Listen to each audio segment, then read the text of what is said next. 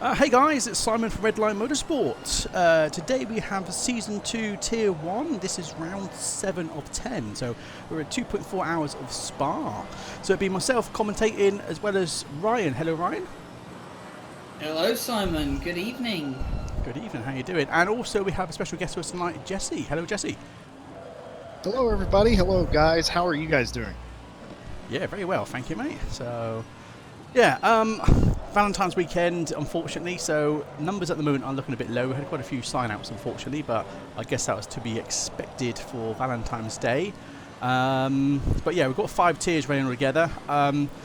Unfortunately, we was looking to either bring the other tiers into tier 1, but then obviously the problem is with that is it's going to affect our race results when we have to update the tables on the website, because we have a bit of a special web app that we just basically take the JSON files, upload, and then boom, the results to table. So yeah, unfortunately, if we did bring the tier 2 drivers into tier 1 to get a full lobby, yeah, it would have just been more of a pain in the bum to get all the tables and everything rectified later on. But yeah, so anyway, we've got just 12 minutes 40 seconds of practice left. We've got 15 minutes to qualify, and then it's a 2.4 hour race, so that's 144 minutes. Or 2 hours 24 minutes, depending on how you want to look at it. So yeah, guys, what are you thinking then with this race? What's the sort of expectations at the moment? Because we've got quite a few of the faster guys not in today, unfortunately. So we've still got Samir currently P1 at the moment, and Christian Will P2. Yeah, what's your thoughts at the moment? Well, the first thought that I have coming into this race is this reminds me of Monza, this weather does.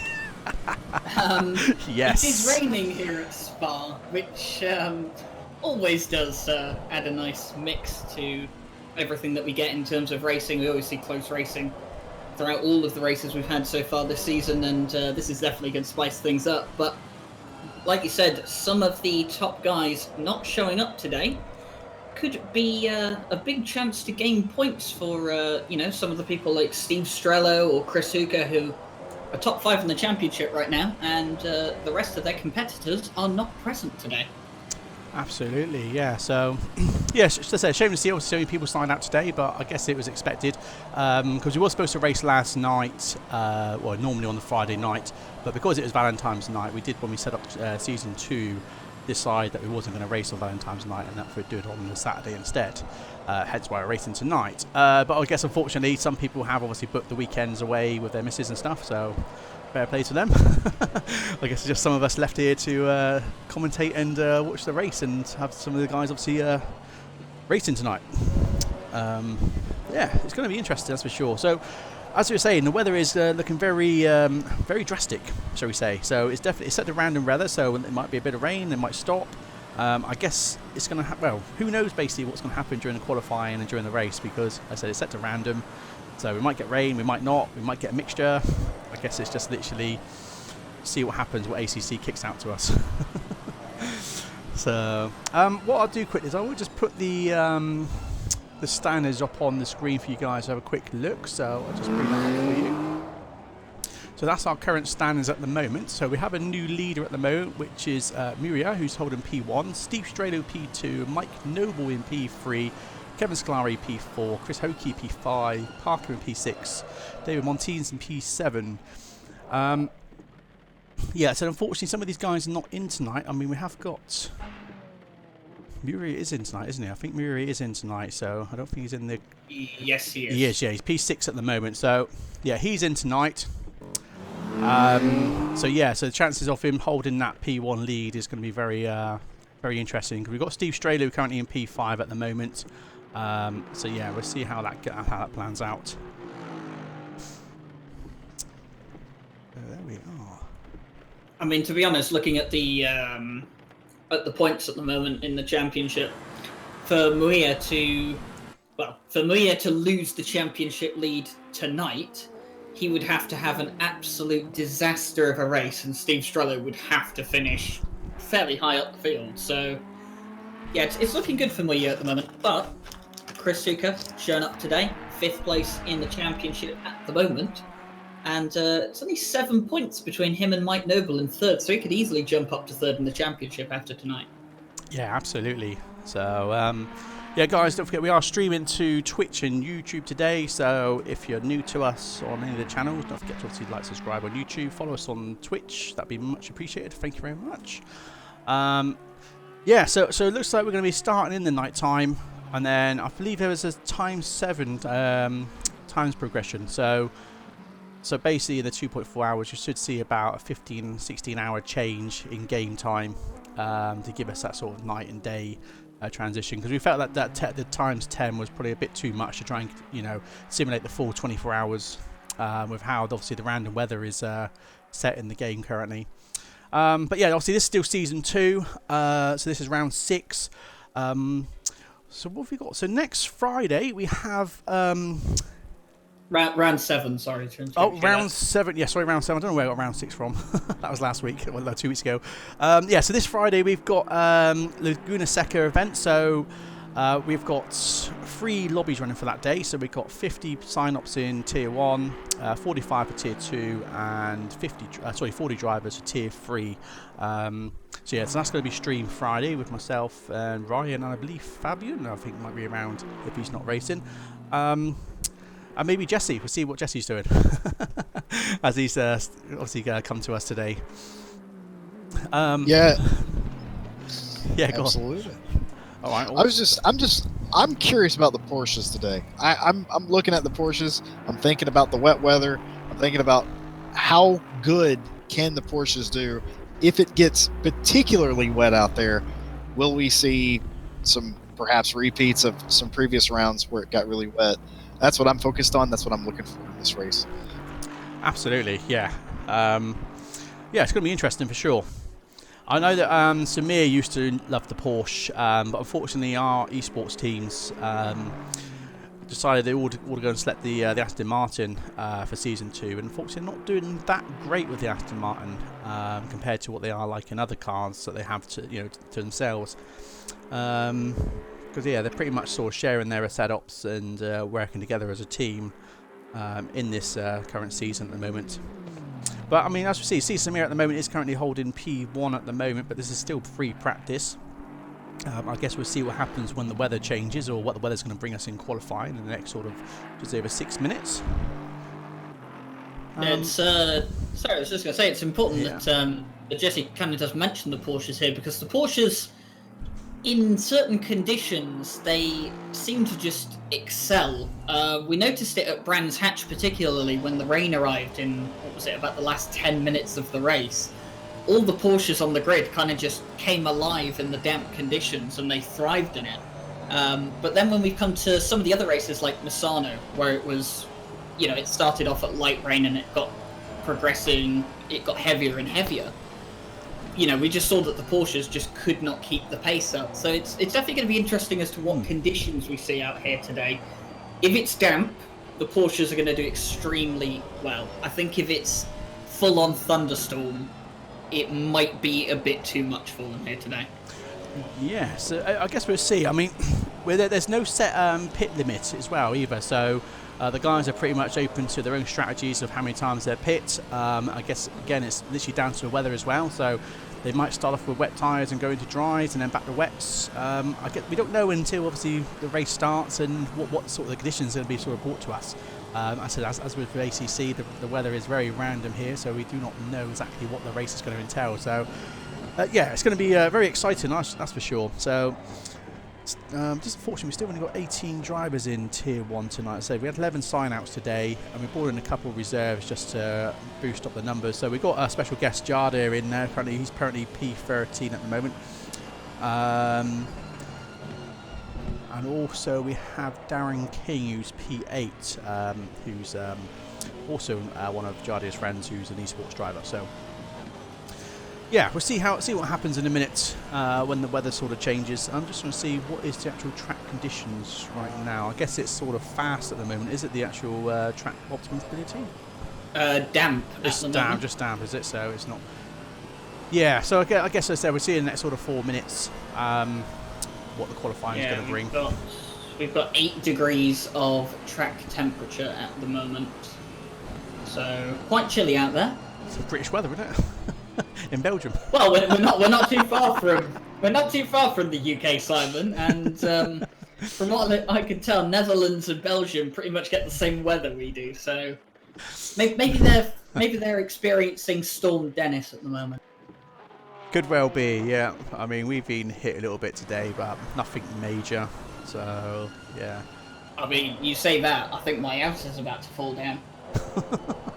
It's blown a gale where I am at the moment. It's been quiet all day, and now it's all of a sudden just picked up. So maybe it's just different ends of the country we live in. It could well be, mate. I mean, it was a bit windy this morning. A tree did get blown over outside my house. So, yeah. Oh, just an everyday occurrence, isn't it, for Simon? Yeah, just normal day, you know. If the wind hadn't taken it down, I'm sure someone's drove into it and took it down, you know. But yeah. So what's the weather like where you are, Jesse? A lot nicer than ours, I would imagine. Yes. And by the way, if your house does blow away, who's gonna call 999 for you? I don't think that I'm allowed to from the United States, but maybe we have to send out a search and rescue team. But now the weather here is fantastic on the East Coast. We have a warm front pushing in from the west, and despite the fact of being a bit breezy and a bit chilly this morning, it has warmed up fantastically. I think it's about, what do you reckon, about 16°C here? So not bad at all. Been fantastic. Nice. That sounds lovely. The more you can send towards us, the better. Absolutely. Do you know what we get here? We get sunlight and sunshine, and it's fantastic. I absolutely love it. I adore it. The UK hasn't seen that for decades, mate. So I mean. Absolutely. So yeah, welcome to the chat there, guys. Yes, we are looking forward to Barfest. We've got Barfest on the 8th of March. It's a 3 hours, 3-hour race with driver swaps.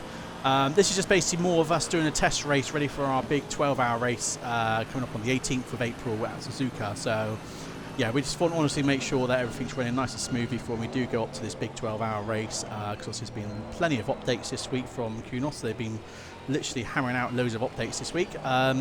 So yeah, so hopefully when it comes to the 8th of March, our test race will go really well, and also that can make us more confident with the 12-hour race we have in April. And then if that all goes well, then we will be looking to run a 24-hour race. So stay tuned for that, because obviously that will be this year as well.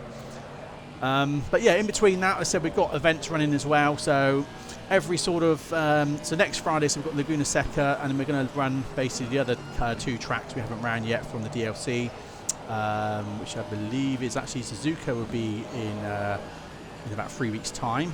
Because what we're going to do is do a test race at Suzuka, which would just be before the qualifying starts for the 12-hour race. So I believe that would be. Might be the beginning of April, actually, I think that is. And then we have the... Yeah, I'll have to double check the dates. But yes, beginning of April, we've got this this event. So just bring those people in. They can obviously get used to Suzuka. And then the week after that, on the weekend, will be the qualifying weekend for Suzuka. And then after that, the week later, will be the 12-hour race for that weekend. So, yes, so we've got lots going on for April. And then...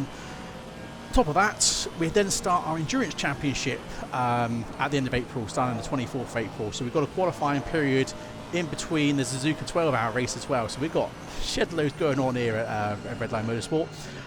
So yeah, so do stay tuned for that. I mean, there's lots of information in our Discord at the moment.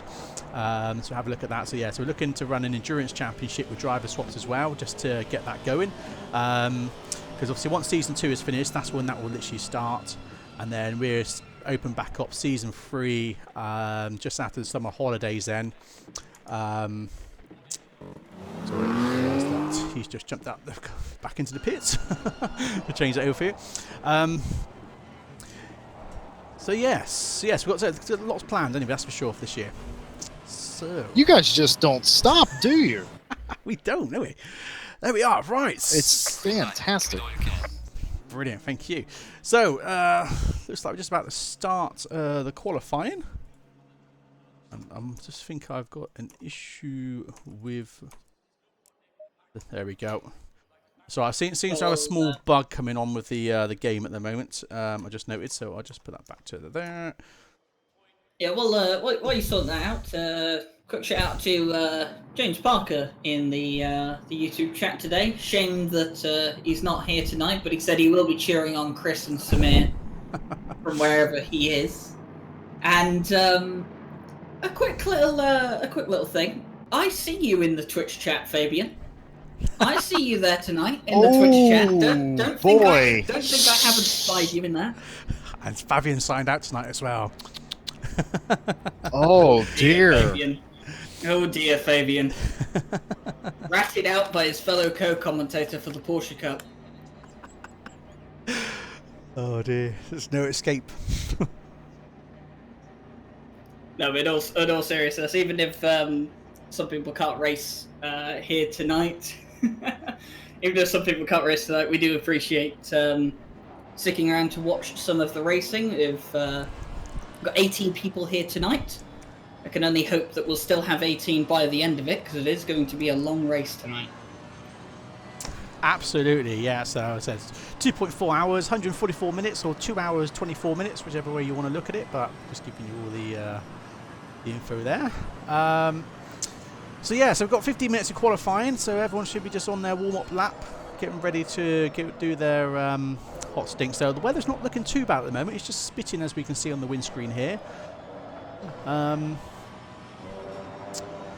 Yeah, we'll see how this is going to pan out. So, unfortunately, we've only got 18 drivers in tonight. So, out of, we've unfortunately 11 sign-outs.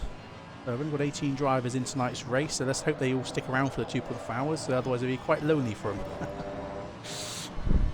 So, I see James. You're lucky there, are you? Your missus is actually allowing you to watch the race tonight. While you're at your romantic cottage getaway. Nice. She's given him an allowance of 3 hours tonight, and he's spending it the way he knows how. And the way we truly appreciate. That's hitting close to home personally. I know how he feels. Absolutely. But boys, I'm getting excited here.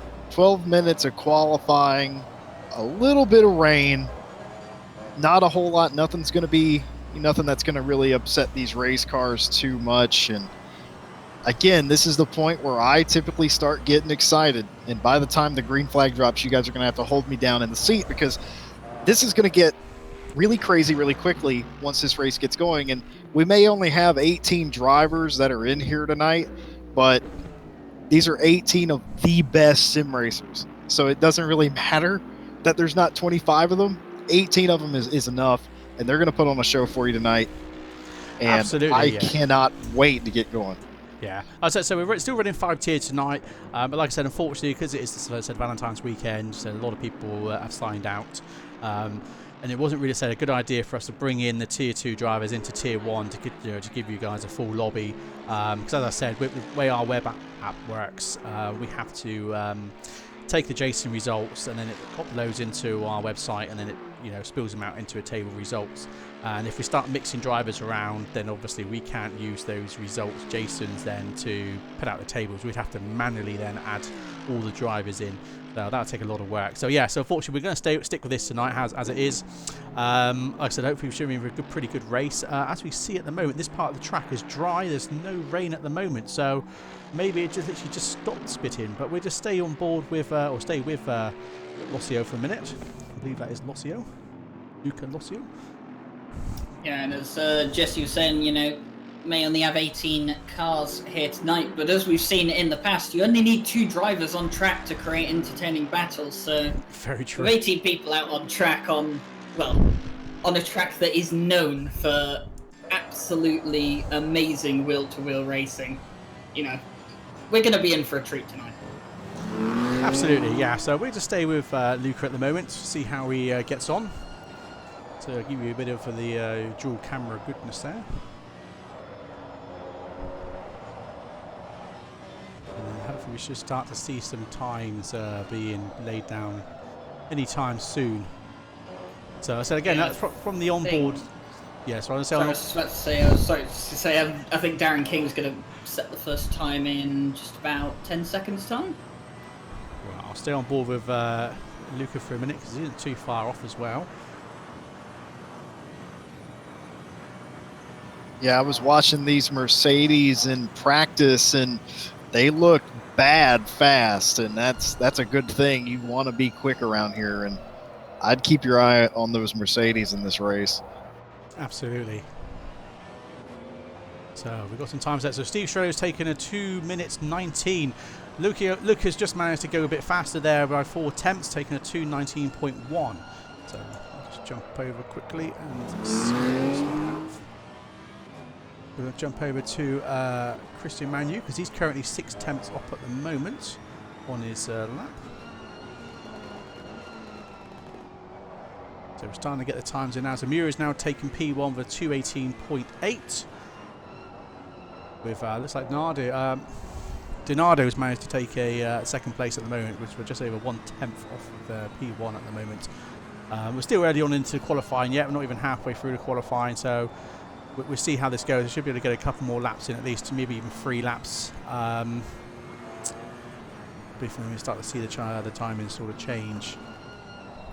Yeah, top at the moment is Paulo Moya after the first, I guess, round of laps that people have been putting out. So the championship leader goes provisional pole at the moment.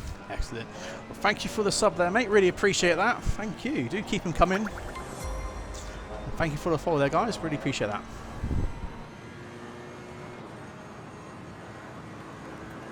Yeah, I'm not sure we've seen everything these guys have to offer. Obviously, I think you're going to see something quite a bit quicker than the 18.8 that Mua set right there. So yeah, I mean, it's looking, I'd strap in. It's going to get better. Absolutely, yeah. I mean, it's looking dry at the moment, so yeah, it looks pretty good. But we have seen this before earlier on in season 2, where it's been nice and dry for the qualifying, and then the race has literally just been a storm. So we'll see what happens. So Christian Manu managed to get P4 there, so he's managed to take with his fast lap time minutes a 2 minutes 19.26. So I'm going to jump over to Donato again because he's now 5 tenths up at the moment. So we'll see what happens here. But we've also got Murillo who's 2 tenths up at the moment. So this could get very interesting between these two guys.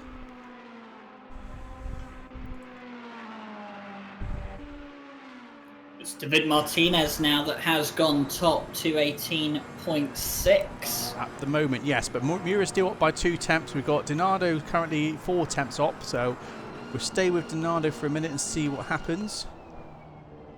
As he is just literally going around the bus stop.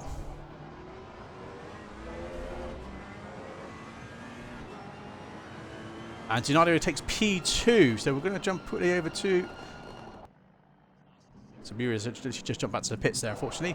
So we'll just jump back over But he has gone... Well, yeah, has gone back up to top. He has, yeah. So Mura has taken P1 still with it because he was 2 tenths up at that point there. So yeah, Donato still managed to get to P2.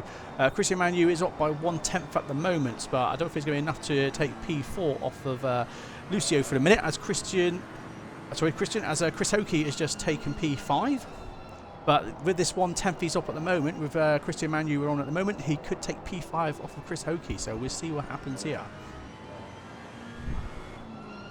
Yeah, I was watching Mio on that Q lap coming to the flag, and guys, he was up a few tenths, but he destroyed that chicane. He rocketed to the top of the board. He gained several tenths in the chicane, and I wonder, could that be the strong suit of this Ferrari? It could well be, yeah. He's now said 2 tenths up at the moment, so this could take P6 off of Chris Hockey at the moment.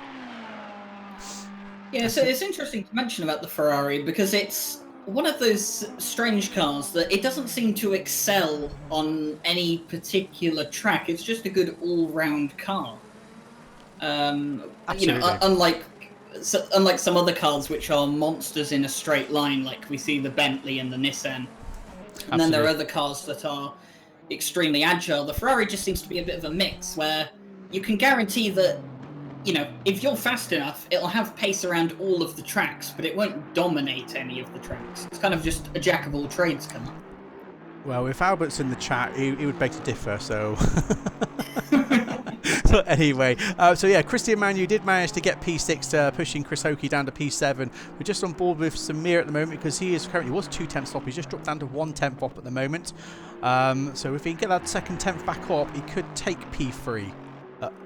Yes, P3. I don't know why I got 2 P2s on my broadcasting tool there, so that's going to confuse me in a minute. Yeah, I believe Christian Wheel has disconnected or something like that, and it has confused our live timing for the moment. Hopefully that resets at some point. I think it might. But interesting you should mention the Bentleys, as there are none in this race. Yes, it's a shame, isn't it? Yeah, we've noticed a few cars that have not been picked in Season 2. I believe we haven't got a GTR either in Tier 1. We did at the start of the season, however, the person driving the GTR has dropped out of the league, unfortunately. So we say we're on board with Samir at the moment. He's now 3 tenths up, so this could start to get a bit interesting. So we could end up going P2 with this.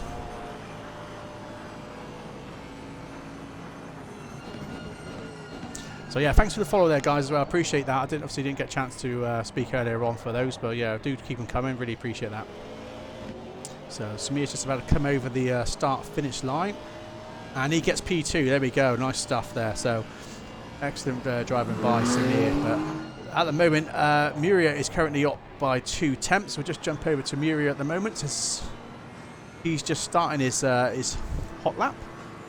But I will just jump over to Donardo quickly because he is 2 tenths up. So he's also starting his hot lap there as well.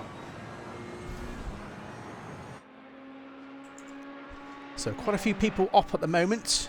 We've got Marcel Pifisto, who's currently 1.1 seconds up at the moment. He's currently in the Porsche, currently P15, so 1.1, that could take him up to P9, P8 even. We'll see how this goes out.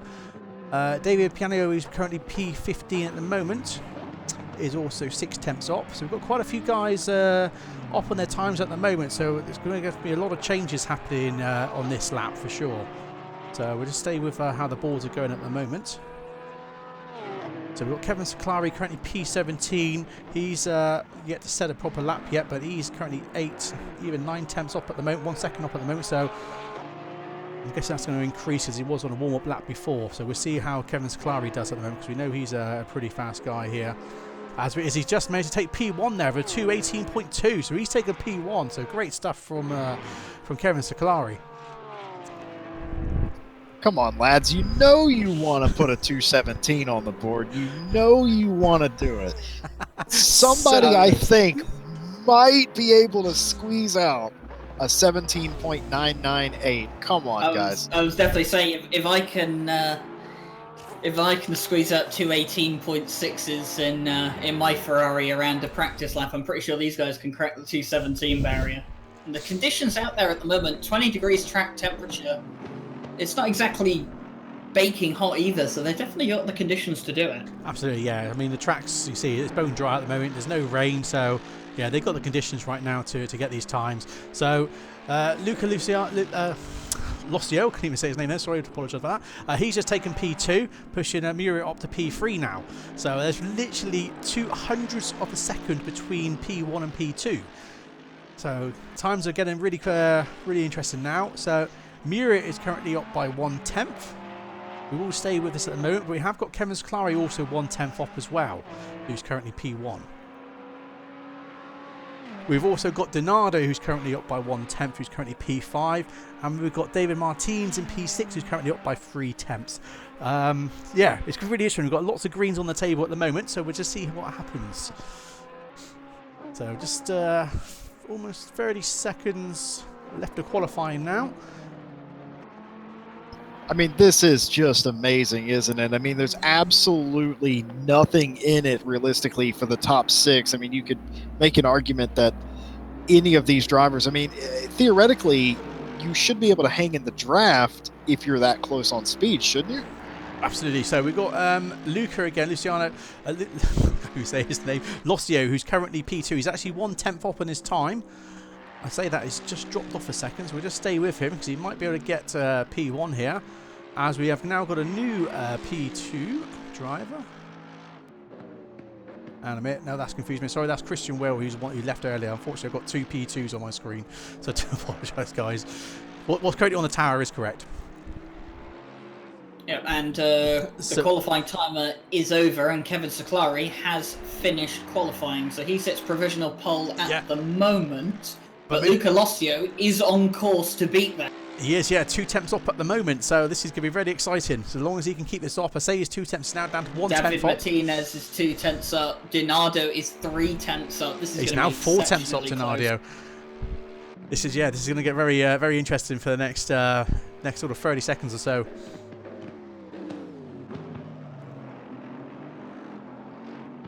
Oh, boys, Luca Lossio, we got 3 temps up now. He's 3 temps up. He's going to get into the 217s here by the looks of it.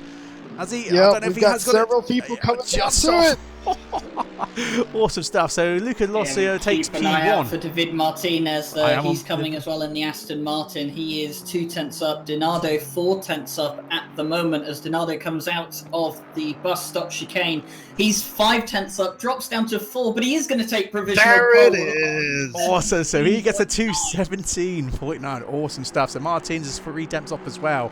So this is getting very exciting right now. So currently P4. If he can keep this up, this could push him up to P2.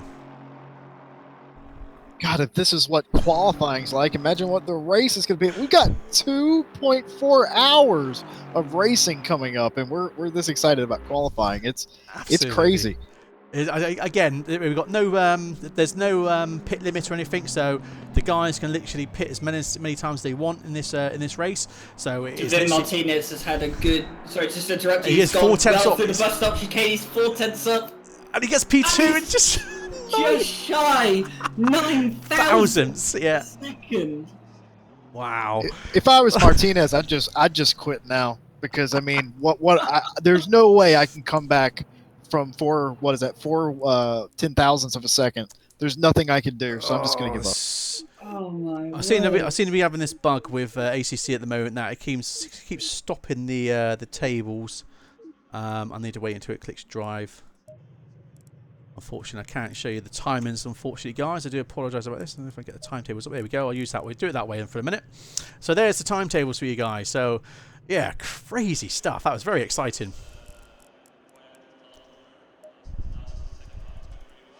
Just to kind of give you guys a bit of a perspective on this, Raffaele Dinardo is going to start on pole for this race. He is currently 15th in the championship. This is a massive opportunity for him.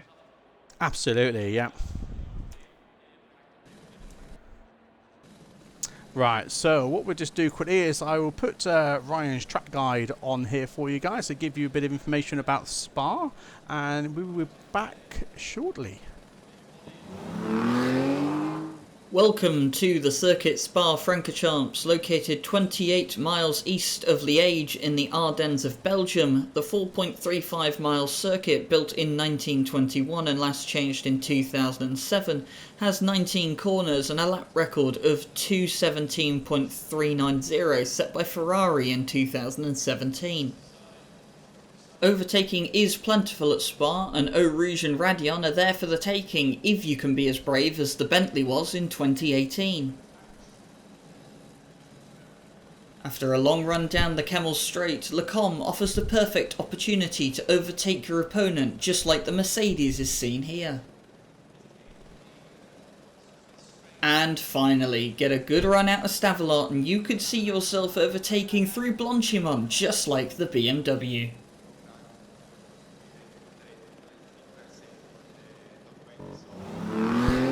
So there we are, guys. So that was Ryan's track guide there. So I hope you enjoyed that. So I have now set up both cameras here ready for the start grid. So Ryan, would you be intrigued to go through the driver order as I will just pan the camera down the pit straight here? I can do. So, our pole sitter with a 217.9, the only man in the 217s, is Raffaele Dinardo. Alongside him on the front row is David Martinez. The second row is Luca Lossio and Kevin Saklari. Row 3 features Paolo Muya and Sameh Ibrahimi. Row 4 is Samuel Ratz and Christian Manu. And then rounding out the top 10, we have Julian Salk and Pau Costa. The rest of the grid as follows is Steve Strello, Darren King, Chris Hooker, David Planiol, Marcel Pfister, Francisco Gonzalez, Jaroslav Hosnik, and Miguel Ramos. So there we are, guys. So that is our grid today. So unfortunately it is Valentine's weekend and we couldn't get, we had quite a few sign-outs unfortunately. So we'll see how this pans out. So I'll tell you what we'll do is this is going to be the start of T1 here. This is going to get interesting. Try and get the camera nice ready for the T1. So we've got a full formation lap, guys. So everyone get into single file, do a full formation lap, and as they get round to the second to last corner, leader will start to slow down. The pack will get back into double formation, and then obviously the leader will then take them around the final corner up to the start to finish line. And then it will be green and go from there. So hopefully we have a pretty clean start here at Spa. To be honest, with not so many people on the track, it should be pretty clean. But as long as the weather stays as it is, and we ain't going to get some randomness in the next sort of 2 minutes, yeah, it should be quite interesting. So, Ryan, do you have the information on what the current weather is going to be in the next sort of 5 to 15 minutes or so? Is there anything on your screen at the moment? I can look forward 4 minutes into the future for you, Simon, and I can tell you that the weather is not going to change within the next 4 minutes. The track status is green, 15 degrees air temperature and 19 degrees track temperature. So there we are. But do not worry, I will keep an eye on the weather forecast throughout the race, and if there is any signs of rain, I will be the first to let you know. Absolutely. I don't know what was going on there with my camera. It was moving by itself then. Maybe it's because it's on... oh, I know exactly why. Turn that off. Oh, now I've got to set that up again. That's why.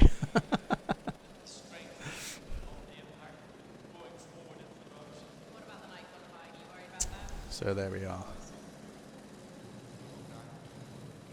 So 20 seconds to go. So this is going to be interesting. So I'm guessing everyone is going to be running with dry, slick tyres for the moment.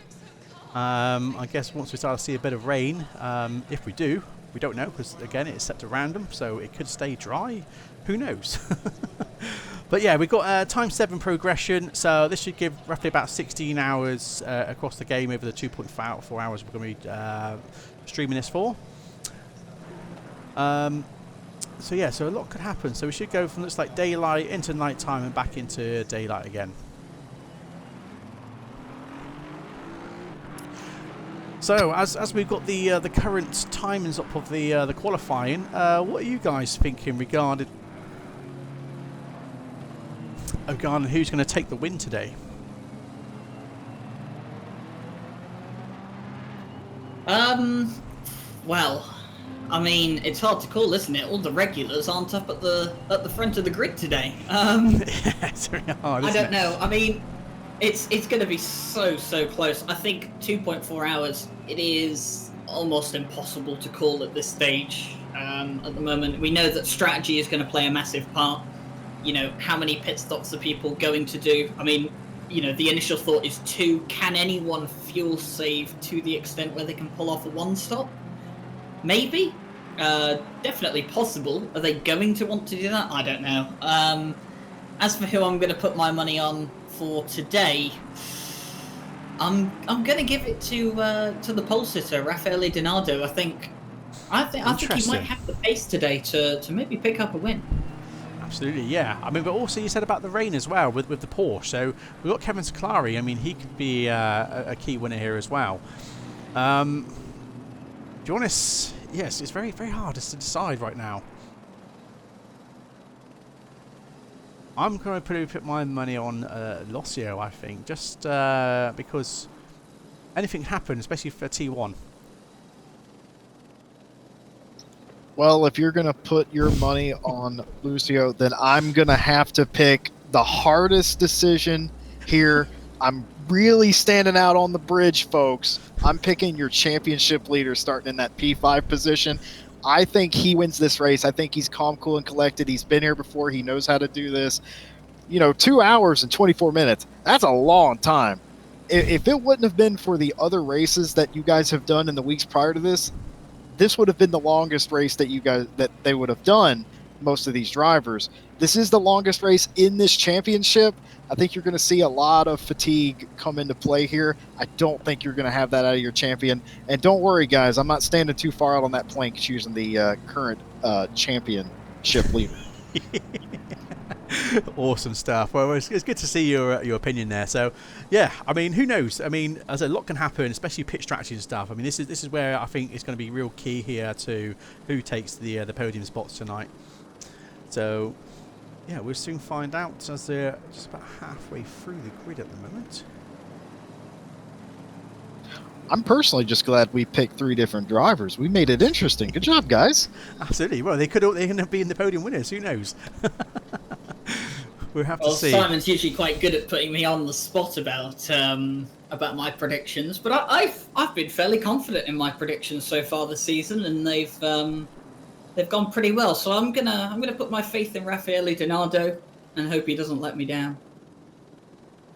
Maybe now's not a good time to mention that my predictions all season have been really off. So no bad luck to Mio at all. I wish him the best of luck, but just know that up until this point, not been so great. But hopefully he can prove me wrong here today.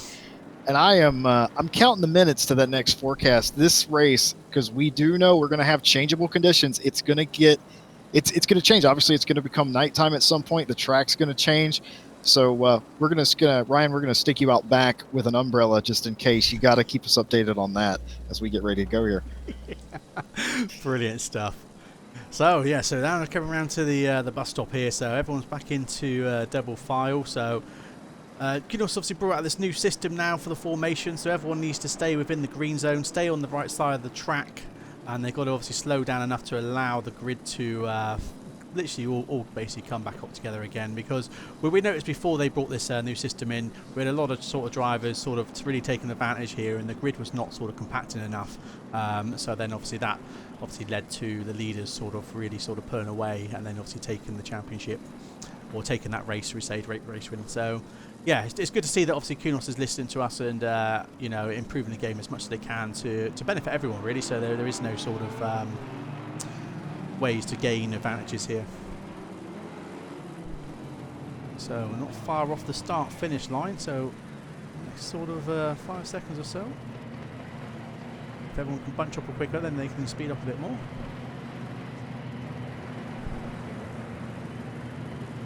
And it's go, go, go! So they're off. So currently Donato still holds P1 at the moment, with Christian Wheel staying the inside, still holding P2 at the moment. Lossio still holding P3, so no changes at the moment. So nice and clean through T1 so far. I will just follow the camera around, so we get a nice view here from the other camera. Yeah, I was just going to say, as you're doing that, David Martinez is looking to take the lead as they go into turn 5, and he's going to fight Raffaele Donato for it as they go through 6. But Raffaele Donato is going to keep on to the inside, he's going to keep the lead so far on the first lap, but that's allowed Luca Lossio to get involved on this. We have a three-way battle for the lead at the moment as we go through turn 8. This is incredibly close already. This is awesome. Awesome stuff so far. Very nice clean lap 1 so far. So great to see all this happening. I think David Martinez was a little upset he didn't quite get pole, so he's like, you know what? I'm going to show you what I can do, and I'm going to take this lead here. It's brilliant. It was such a clean move and such a good start to the race. I cannot believe how squeaky clean that was. Well done to everybody to get away cleanly. And now you settle into the race. I mean, well, settle in's a relative term, isn't it, when you have 18 cars nose to tail? Absolutely, yeah. So great stuff so far.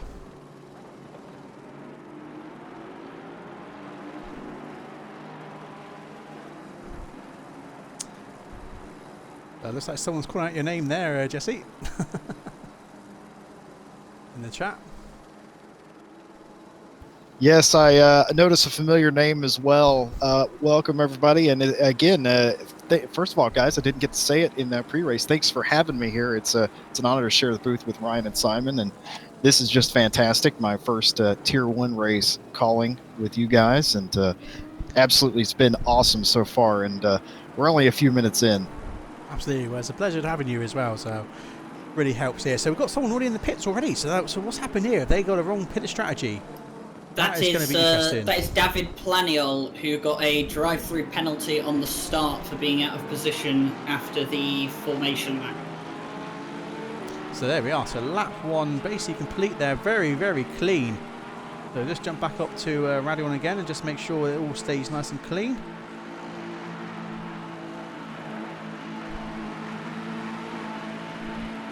Yeah, so Raffaele Donado's done everything he needed to do. He's kept himself clean. He's kept himself in the lead. And obviously, like Jesse said, now he's just going to try and settle into a pace and try and not worry about David Martinez and Luca Lossio behind him. Absolutely, yeah. This seems like an overtake there by Samir. Just literally caught it off camera. So he has managed to put himself up to P7.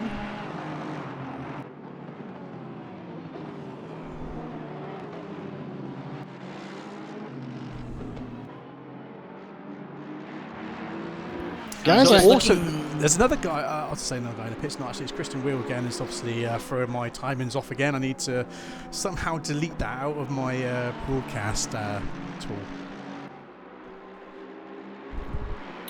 I was just about to say the top 3 seem to have, well, already pulled some sort of gap. Paolo Munoz got past Kevin Siclari for 4th place, but it seems that Raffaele Donato, David Martinez and Luca Lossio have pulled a 1-second gap, so these 3 want to pull away as early as possible so that they don't get caught in anyone else's battles. Absolutely, yeah. Oh, that's on the screen. Take that off. So there we are. So yeah, currently P2 the top corner there, top right, and the bottom left is the back end of P1 so far. We'll just stay with them for the moment. Everyone's pretty much staying in their current positions at the moment. It's about a couple of attempts between each one at the moment, so we might have to jump back over and see if any changes are going to happen. As it looks like someone's just managed to get an overtake there on Chris Hokie, so it looks like Poster managed to get the overtake there on Chris Hokie. So Chris Hokie has now just allowed Darren King to go past as he's got the inside line.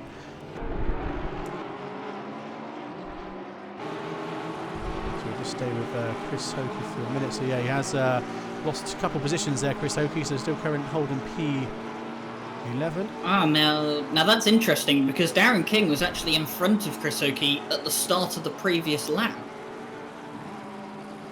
So Chris must have regained that place at some point and then lost it again. Yeah, interesting. So Jesse, you got a question there, mate, in the chat. Are you made a beat? Well, I think to be classified as a human, I think you have to be. But guys, I'm starting to notice something. Sorp got a drive-through penalty on that second lap of the race, and now Rats has got a drive-through penalty. And if I'm not wrong, I think it's due to exceeding track limits. Would you be given an instant drive-through for doing it once? We have seen. I mean, we saw it at Paul Ricard. It was quite extreme, wasn't it?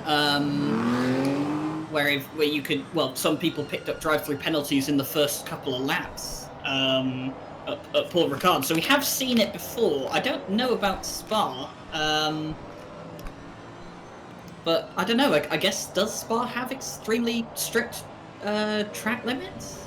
I think the drive-throughs are to do with the new formation lap. If the guys don't stay within the thresholds and stay on the right side of the track when it comes to the bunch hop, this can obviously give them the drive-through. So I don't know if that is the case. Yeah, but that's only applied on lap 1. That doesn't get applied into the laps afterwards. So no, but don't they get like 3 laps to complete their drive-through though? No. These are drive-throughs appearing the laps after the race began. Right, yeah. So it could well be that Radion they've obviously. They could be track limit. Absolutely.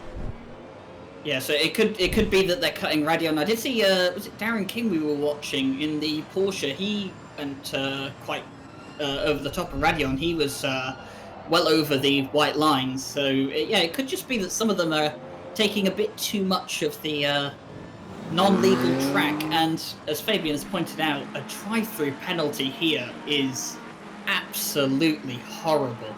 Oh, it's crushing. It throws you out of the pack. You lose the draft. It's no bueno. It's the one thing you don't want to do here.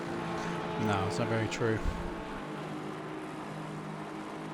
So it looks like the podium guys at the moment, P1 and 3, are sort of pulling away here. It looks like David Martinez has gone for the inside line, but it wasn't enough to get the pass. It's not enough at the moment, but he might get it just at the next corner. So it looks like he has managed to get the P1. So it looks like, yeah, David Martinez has managed to take P1 now. But that's leaving it open now to Lossio to try and have an attack. But he thinks wisely of it. But he does get inside the inside line here at turn 8. So Lossio is there at the moment. Awesome Might have been stuff. some incredibly gentle nudging going on there. Little, hey, taps. I'm here, buddy. Indeed, love taps. And they're all still together, and of course that's brought the 4th place car, which, by the way, Mua has made up a spot into 4th place, and he's now behind the lead 3. And my guy's coming to the front. I hate to brag, but whenever you bet on a championship contender, you can't really lose most of the time. But it's brilliant so far, and at this point you have to wonder. You got 2 hours 15 minutes left, but still. Could the last pass be on the last lap? I mean, it doesn't look like they're going anywhere. To be honest, we have seen this so many times throughout our races that literally it's usually the last 10 minutes it gets so exciting with, especially when you've got pit stops involved and things like that. Yeah, if you guys haven't checked it out already, see the last Bathurst race we did. Again, that all became absolutely epic for the last 8 minutes with so much change with top positions and stuff like that. It was absolutely insane. And again, we could well be in the same situation here if the pack stays so close as they are now. Yeah, but I think we're going to be for an awesome race here by the looks of it. I mean, watch any of the Porsche Cup races we have on Monday night. Fabian and I can guarantee you that the last 15 minutes is always unbelievably crazy. I mean, we had back-to-back races with Silverstone and Laguna Seca where we just did not know what was happening in the last 15 minutes. But, like Jesse mentioned, 2 hours, well, just under 2 hours and 15 minutes to go. David Martinez has taken the lead, and he's going to want to pull away now, but you have to keep mentioning the draft. Obviously, now that Martinez is in front, he's going to be punching a hole in the air for everyone else behind him, so that's just going to help Donardo catch back up to him again. Yeah, as I say, Luca is actually on the end again of Donardo at the moment for P2, so we'll see what happens here. Just literally pulled back away a moment now as we come down to turn 8 again, but we'll see what happens. We'll stay on board with Luca for a minute.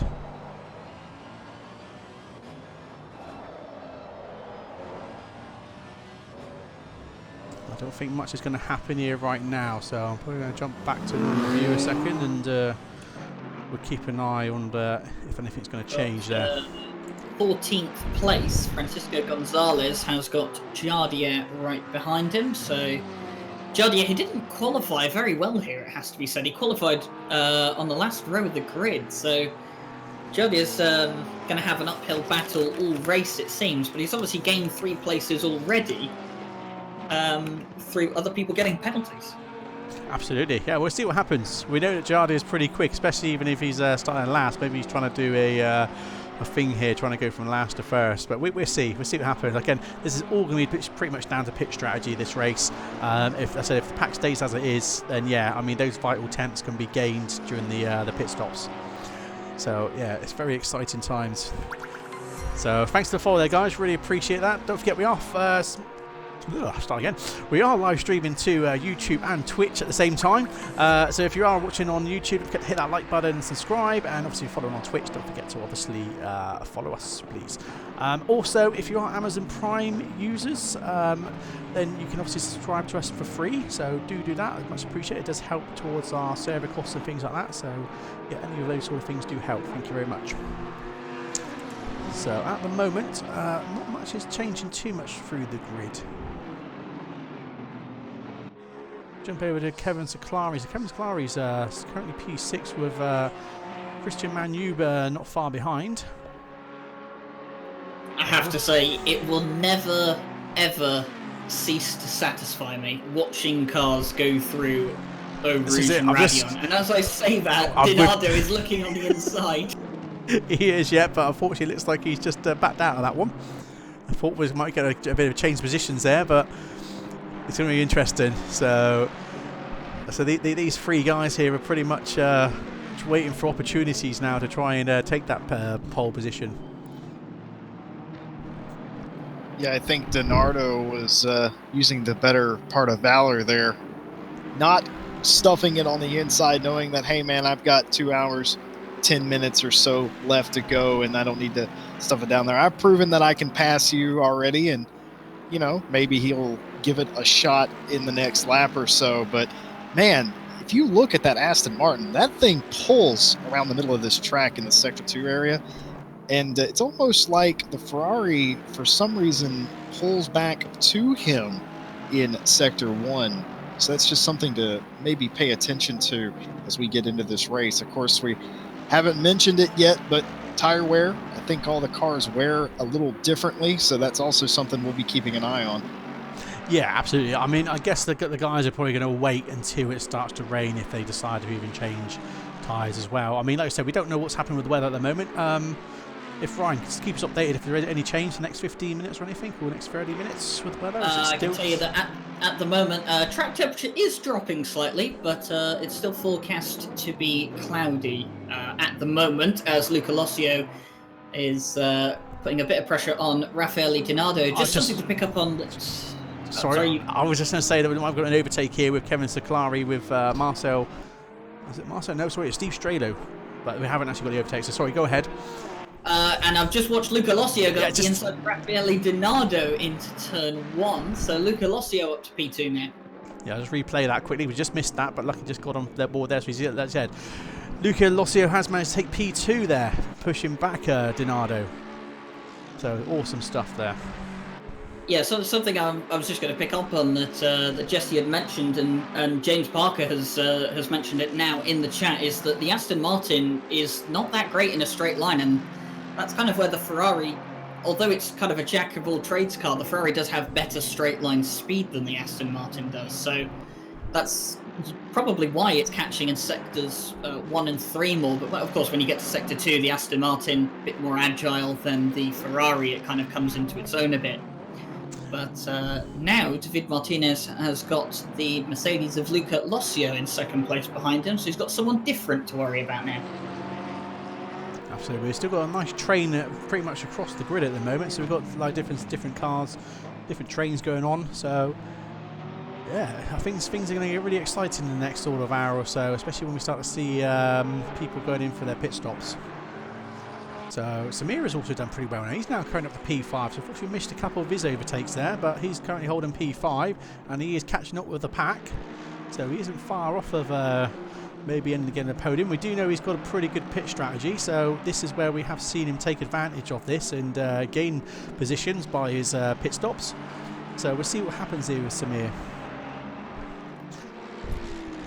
Yeah, the Porsches aren't doing too well here. Kevin Seclari qualified, was it 4th? He's down into 8th at the moment. So, yeah, Kevin Seclari, who did lead the championship just 2 races ago. So he's not doing too well. Marcel Pfister in 10th, followed by Darren King, and then, of course, Jardier down in 15th.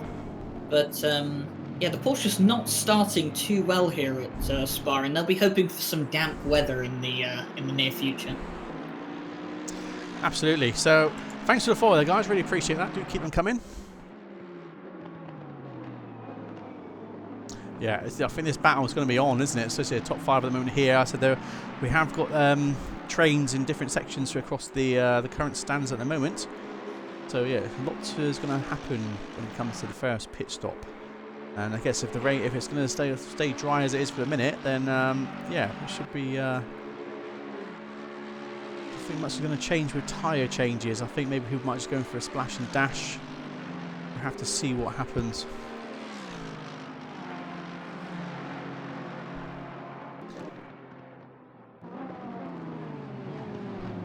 Well, it looks like Samir has just made a big mistake there and goes wide as he did come up to the back air of Muria there. So it's cost him a vital amount of time. Yeah, made a bit of a mistake there, but he didn't throw it away. And that's the biggest thing here is that when you have a crash here, I'm sure as you guys know, you can go off a long way and hit something real hard, but he didn't do that. Again, professional.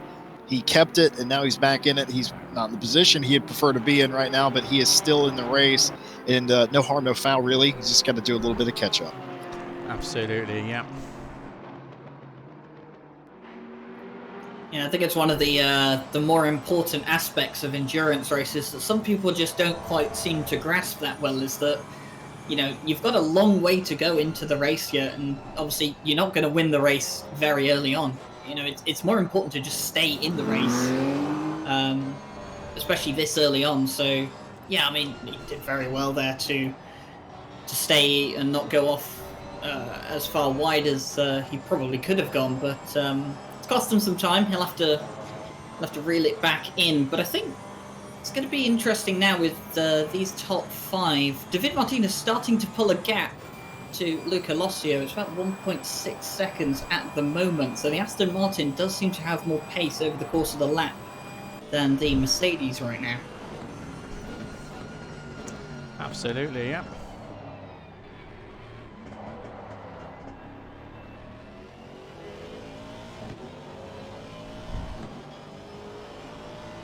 Guys, it's at times like this that I wonder, what are you looking for in this race? Like, Simon, Ryan, put yourself in this position. If you're running second, third, and you have a tiny bit of a gap, but you know that the straightaways are long enough that the gap's going to close up, what are you trying to do at this point, knowing that you have well over 2 hours of this race to go? You know it's going to get dark. You know it may rain, and it may get, you know, potentially treacherous. You're going to have to change your pit strategy. Are you just looking to ride around right now, or are you trying to set like Q laps? What would you guys be doing? I'll go first, Willie. I mean, during this, I'll take full advantage of this weather. You know, I won't be fuel saving. I'll be literally flat out, you know, hot laps style, just to literally, you know, try and gain those extra temps there. Because when the rain does come, you know, this is when it's time you can start the fuel save, and then obviously you can then change your pit strategy. But yeah, that's my my idea behind it. I mean, what about you, Ryan? What are you thinking? I think early on in an endurance race, I mean, obviously we don't know what the weather forecast is set to be. I mean, you know, you mentioned that at this point in the race you want to be going full beans, whatever you can, to make sure that you can outrun the weather if it comes. But I don't know, for me, early on in an endurance race, for maybe about the first half an hour, I kind of just want to get into a rhythm, set consistent laps. They don't have to be the fastest laps that I'll set throughout the race. I kind of just want to get into a consistent rhythm, maybe, you know, not have a difference of 2 or 3 tenths, you know, between each lap time for the first half an hour of the race. And then once you've kind of got into a bit of a rhythm, you can find out what your pace is, how much more you can push. Then maybe you start to look and seeing like, right, you know, can I catch whoever's in front of me? Absolutely.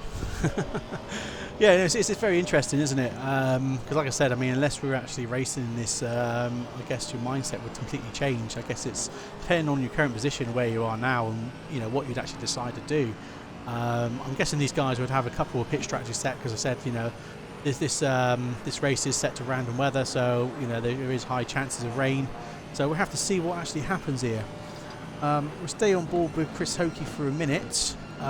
Because we might get an overtake here, either with Chris Hokie or Darren King in front, with Marcel Pifista, who's got a nice train of cars here at the moment.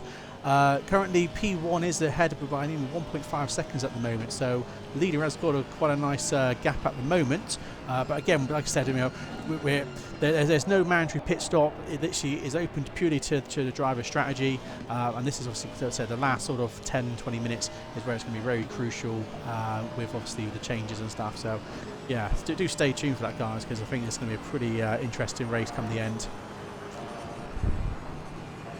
But unfortunately, Chris Hokie didn't get a very good go on a radio on there, so he has sort of lost a bit of time from that. But maybe he's starting to play it safe this early on. I say this as I might have to just bring up, as it looks like there was an overtake there, so it looks like Gonzalez did actually get the overtake there on Chris Hokie. So now that puts Jardia not literally behind Chris Hokie there, so currently for P14. So this might get very interesting between these three guys. Yeah, I didn't think Gonzalez was going to go for it. He looked content going up the Camel Straight there, and then all of a sudden just hooked it right and just planted a perfect move. It was well done. Absolutely, yeah. So awesome stuff there.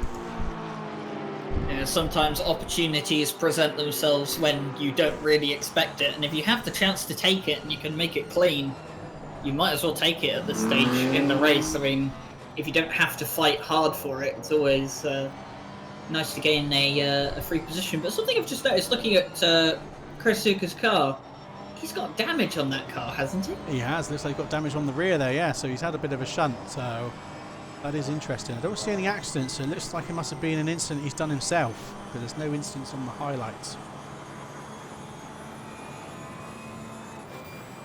So I definitely know these guys. Sorry, I was going to say, definitely know these guys are esports teams are not really enjoying the Aston Martin. I don't think they're going to be picking that car again anytime soon. So, but yeah, no, sorry, go ahead there, Jesse. No, I agree with you. It's unfortunate you make a call on what car to drive, and they're constantly changing BOP, and it's not my place to theorize what exactly has or hasn't amassed there, but you make a judgment call, and sometimes it doesn't work out. The only thing you can do is try again next time. And as far as the Aston Martins go, I was just going to say that Jardia has got the slipstream here on Chris, so this is going to be very interesting as they start to go up to Radion. Looks like Chris has got the better exit there, so Chris is starting to pull away.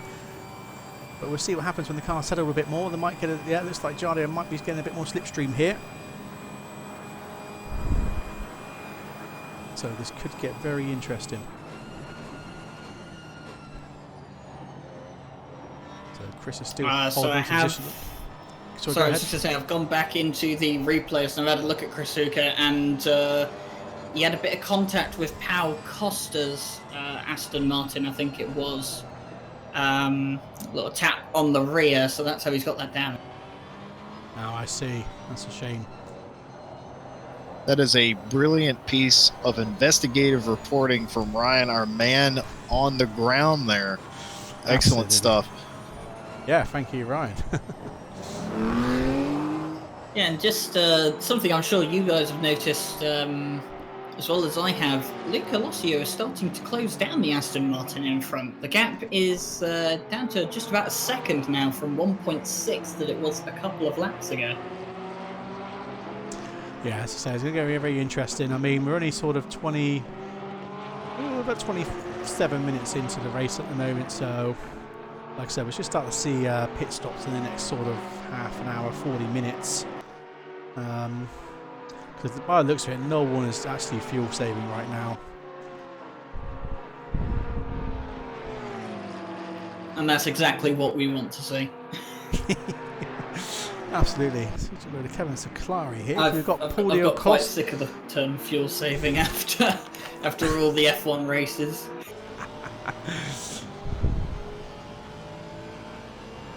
Yeah, guys, Pau Costa looks like a man on a mission in 9th place. He really wants to get by Kevin Sinclair here for the 8th place position.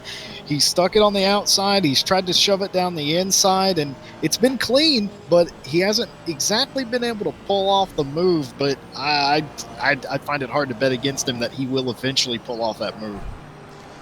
Absolutely, yes. It looks like he's got a better line as he's starting to come up the main straight here. Yeah, he's got a much better run out. But Kevin Siclari has got the inside. No, he has got the pass nicely done there. Nice. Aston Martin carried so much more speed through Radion and out onto the Camel Straight than the Porsche. And that's another place lost for Kevin Siclari, which is so unusual for someone that, we so often see up in the top 5. Absolutely, yeah. And even actually holding pole for some races. So yeah, no, very, very interesting. I mean, maybe this might be part of his pit strategy, you see. Maybe he's one that's actually just fuel saving a bit, and then maybe he can actually change his strategy later on. I mean, again, we can only speculate right now, can't we? I mean, how long, obviously, with the extended pit lane that we have here at Spa, if you can fuel save to not take an extra pit stop, how much time is that going to save you? It's going to save you, well over a minute and a half. Absolutely, yeah. So there might be a battle going on between Marcel Pifista and Gonzalez, currently P13. So again, so we can see a nice train of cars here right across the grid, really, in their own little groups. But Marcel Pifista is also putting the pressure on Darren King as well, so we might get an overtake here.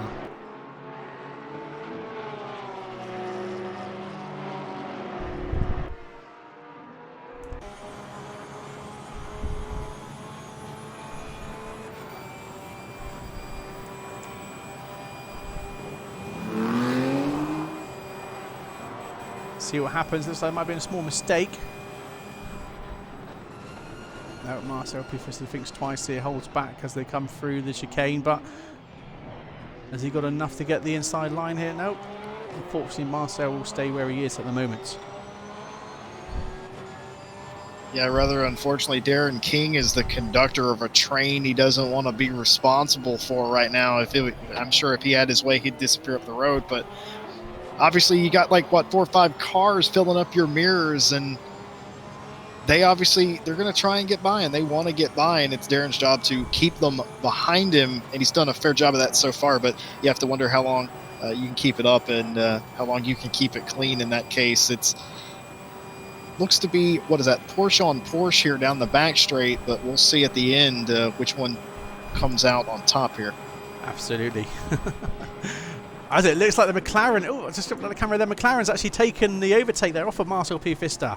So McLaren, so Gonzalez managed to outbrake the Marcel Pifista to take P12 off of Marcel Pifista now. So that was a very an interesting change around there. And I've just done a bit of counting and analysing. So we know that David Planiol had a drive-through penalty earlier on today. So I went back into the replay and kind of had a look at how long it took him to drive through pit lane without stopping. So it took him about a minute 15 seconds to go through the pit lane without stopping. So if you were to do a tyre swap, we're talking about, what, maybe a minute 50 seconds to do a tyre swap.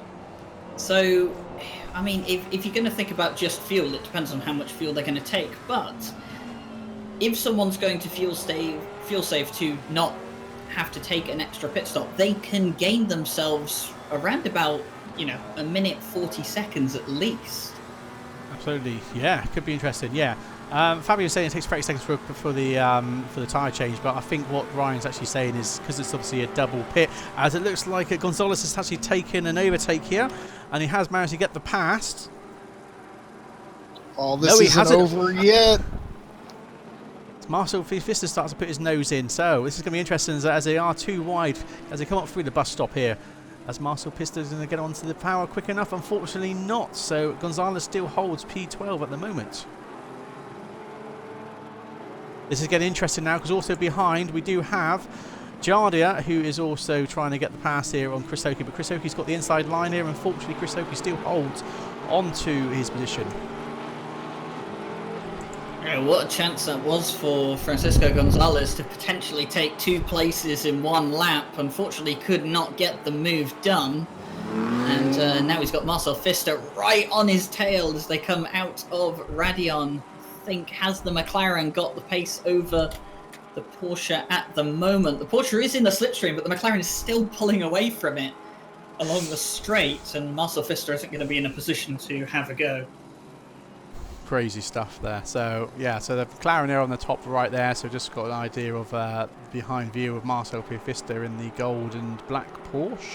So we'll just keep that on screen while we just stay with Giada and Chris on the main screen at the moment,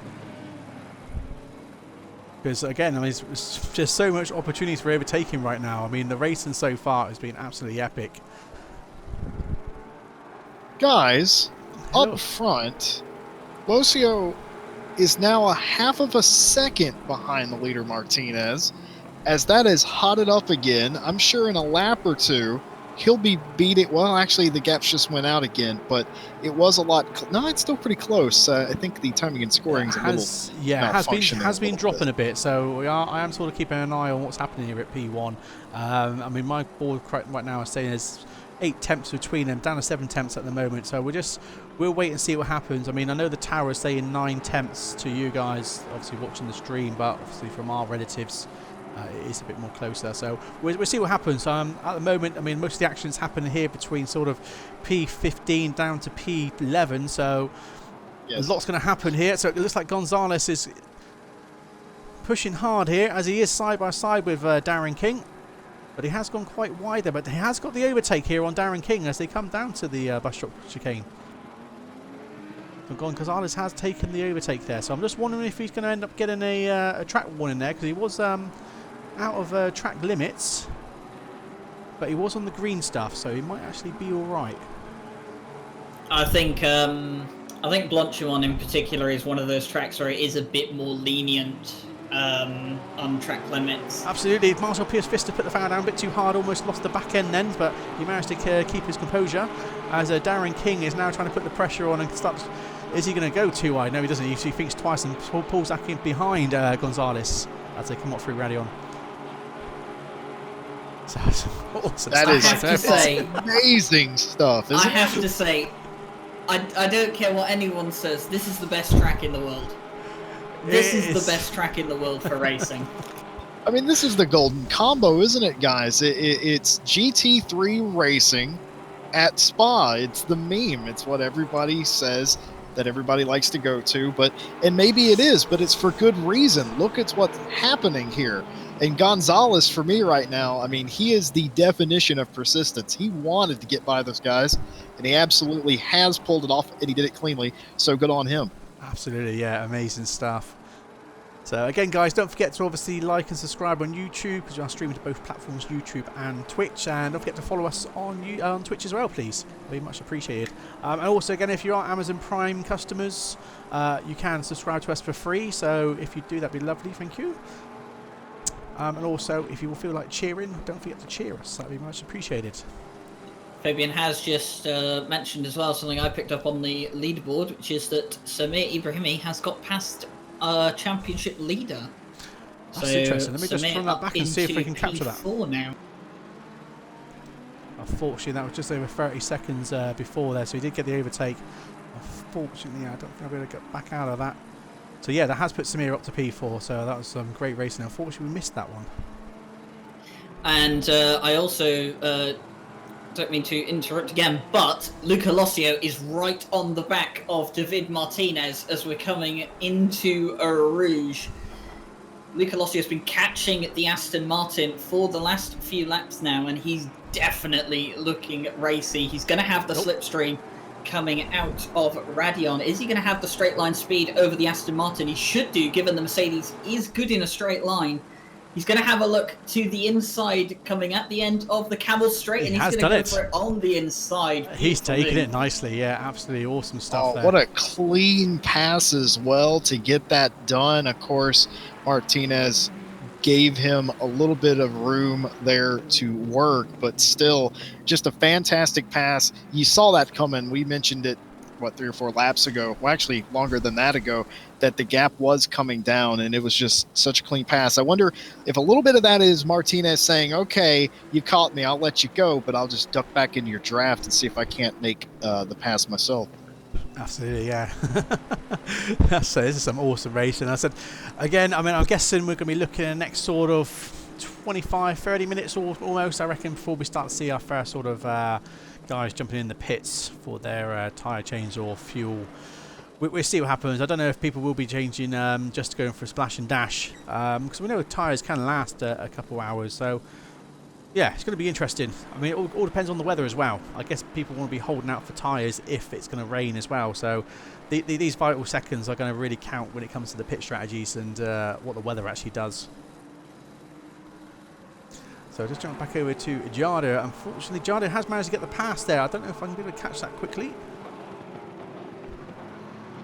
But Jardo did manage to get the overtake there on Chris Hokie just while we was talking then. Yeah, our apologies. It's just that there's so much going on at any given time that it's just impossible to capture everything live. And it's, I mean, to their credit, I mean, it's all clean and it's so good. We don't want to miss anything, but unfortunately sometimes you're watching one battle and another one's picking up as well. So you're trying to get around to everything. It's just you only have one set of eyeballs, you know. Absolutely, yeah. And poor me, I've got 2 PCs to try and change all the cameras for, and commentate, and watch the live timings. Yeah, I've got my work cut out for you guys. we appreciate the work you put in, Simon. Do not underestimate that. Thank you very much, guys.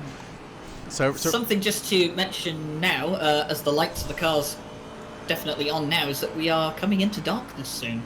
It is, yes. It's starting to get dark, so this is going to be interesting. I wonder if the rain will start to come down as well, as the track is starting to get colder as well, as you say. So it's down to 9 would you like a weather report? Yes, why not? Please, Ryan. Well, I can tell you that within the next 4 minutes, we're expecting rain. Excellent, there we go. Is that why you picked up the umbrella? It might be. Oh, dear. And my question is now to you guys, do the drivers know? We know, obviously, in the booth, because we have Ryan, the pit reporter, but they don't have Ryan. Do they know it's going to rain in 4 minutes? I think Storm Dennis is coming. The HUD does have a bit of information on it that will tell you the weather forecast. So they have the same weather report that I do. Unfortunately, my weather report is not unique to me. My source is the same one that the drivers will have, but this could prompt some people into rethinking their strategy. It all depends on how hard the rain comes down. Absolutely, yeah. We'll see what happens. I mean, as I said, it's set to random weather-wise. I mean, we've just seen, obviously, now within sort of 40 minutes, well, maybe 50 minutes, if the next 5 minutes is going to start rain, that obviously we will get in a bit of rain. So, you know, if that's in 50 minutes of the start of race, what's the next sort of 50 minutes going to bring? So, yeah, it's going to be interesting to see what happens. Maybe we might actually finish with a storm. So, be very coincidence with what's been going on so far in the UK with said Storm Dennis. We'll have to see. Well, I have to say, the timing of the rain is just spot on, isn't it? We're coming into the darkness. We're coming into, arguably, you know, some of the most difficult conditions to drive in, when it's going to be pitch black soon. And they know that rain's coming. So you're going to have the double dose of potentially difficult and slippy conditions to drive in, on top of a pitch dark track within probably the next 20 minutes. Absolutely. You're going to have to start taking it a bit more easier on Radion then as well, with the curbs and stuff, when it does start to become wet. So yeah, it's going to change drastically with the you know, lap times and stuff, and obviously they're going to start being less aggressive with the inputs as well, as the track will start to become more slippery. But yeah, no, we'll see what happens. I mean, there isn't any rain at the moment I can see, so like I said, hopefully the next few minutes it will start. It's only a minute away, so do not worry.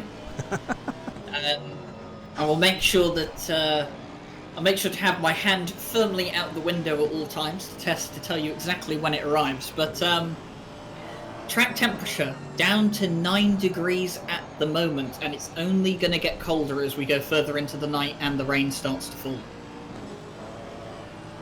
Nice, there we are. So we're still currently on board with P1 and P2 at the moment, as you can see. I mean, these guys are pretty much sticking together at the moment. So, I mean, if it stays as it is, then maybe I might take the win, as I said, because I did say Luca should be in for pole position. So I won't eat my words too quickly, because anything can happen in the next hour and 43 minutes, just under an hour and 43 minutes. But yeah, it's interesting to see. We've still got David Martins P2, Donato currently P3, and Samir Abriamri in P4 at the moment. So yeah, it's going to be interesting to see what Samir can actually pull out the bag with his pitch strategies, because like I said, he has gained positions from his pitch strategies before in the past. So this could end up putting Samir into a podium spot. So yeah, we'll have to see what happens. Well, I'll tell you one thing.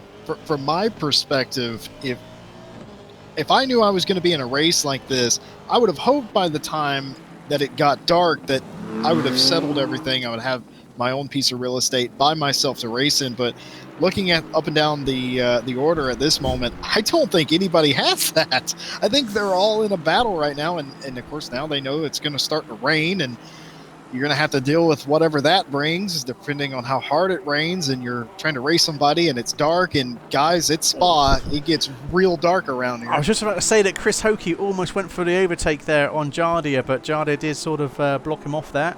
So Chris Hokie is really desperate to try and get ahead of Jardia for P14. Well, it's bragging rights, isn't it? You get to say you beat Jardia.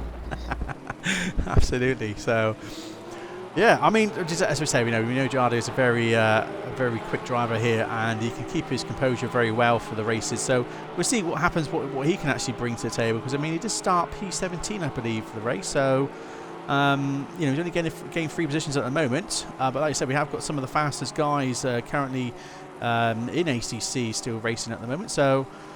Yeah, again, it'll be purely down to pit strategy, and obviously the weather is really going to upset things. So, yeah, we're going to see what happens. But Jardo is also looking to up the inside there of Marcel Pifista with P13, but no chances at the moment.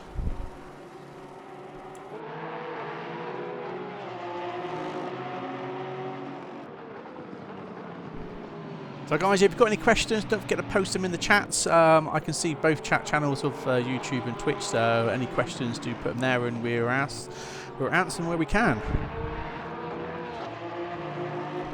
And Jesse mentioned it does get dark around here. I mean, it's almost pitch black right now, and we're still at the darkest point of the night, so it's only going to get worse from here on out. The rain has not quite hit yet. And as I say that, David Martinez has got his wipers on now. The spots have started to appear on his windshield. We'll just jump on here at the moment. So you can see there's a few spots at the moment, but Jarno hasn't got his wipers on at the moment yet. So maybe it's not enough for him to put his wipers on. Yeah, it is a very light sprinkle at this time, guys. And I'm talking about very light. It's not even showing up very well, but it is raining. The rain has arrived on time. Somebody get this man a meteorology license. He was spot on. But now we play the game. Does it pick up or does it let off? Absolutely. So just want to mention there is Jarno did actually get the overtake there on Marcel Pufista, and now Chris Hokie is now trying to close the gap here on Marcel. So going through some interesting time. So like I said, again, we're probably looking again. Start the race 2 hours 24 minutes was the countdown timer. So I said probably the next sort of on the 60-minute marker we should be getting pit stops there around the hour 24 to probably the hour sort of 15 of the race. We should start to see some pit stops. So it all depends on the rain, and if the rain starts coming out a lot heavier, then obviously these guys will probably look to decide whether they're going to take the wet tyres or whether it's worth them just risking staying with the slicks. But we have to see what happens. And just to give a quick shout out, Samir Ibrahimi just 7/10 behind Raffaele Dinardo. So Dinardo starting to drop back, and Samir Ibrahimi looks like he wants to take that P3 at the moment. He does, yeah. I mean, even if he doesn't get the overtake yet, I say that as he has started to close that gap up really nicely now. Like I said, again, his pit strategies from the races he's been doing season 2 and stuff, and the endurance races, you know, we have seen him really gain some advantages there. So, yeah, it's good to see. We'll see what happens. I'm really hoping he does keep his composure for the next hour and 38 minutes, and he gets the podium spot. Important to mention that since Luca Lossio got past David Martinez, he hasn't really stretched as much of a gap as he probably liked. David Martinez is still within half a second of the Mercedes. So yeah, I'll just put on the top corner there, guys. So we've got P1, P2 in the top corner in the preview there. And I'll just stay on with Jarda because he might get an overtake with Jarda at the moment on Darren King for P12. So yeah, sorry to jump in there, Ryan, but I'll let you continue.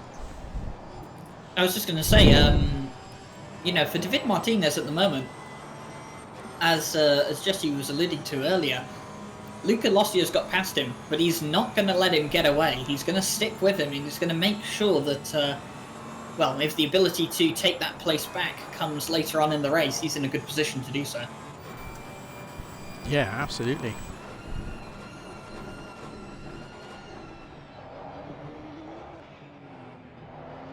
some interesting stuff here from Jardy coming through the bus stop, and it looks like Darren King made a little bit of an error there as the back end of the Porsche really struggled for some grip.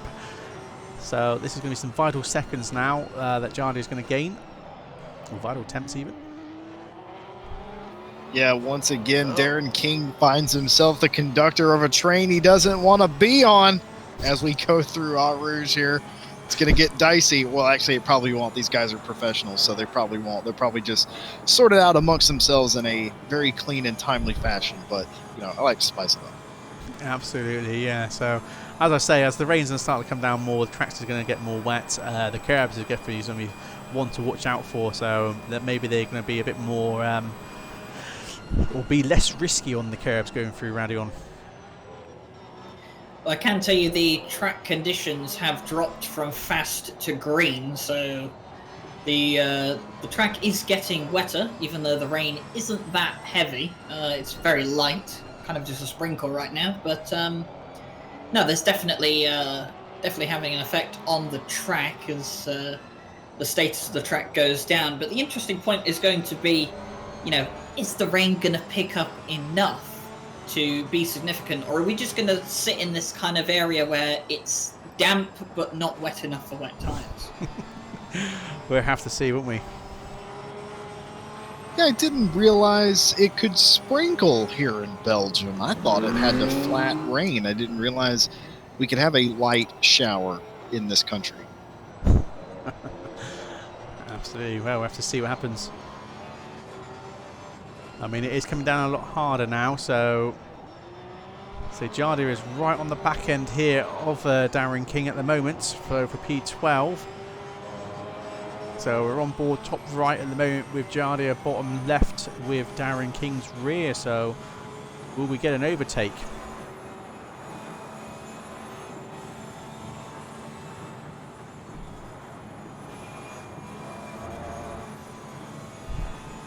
I will just say as well that currently P1, there is 5 attempts between P1 and P2 at the moment with David Martins closing that gap, but not enough for us to jump over cameras at the moment because the action at the moment right now is here with Jardia and Darren King. Yeah, it just seems like sorry Simon, but it just seems like every time that Darren King gets a little bit of a gap, Jardia just kind of reels him back in and vice versa. Absolutely.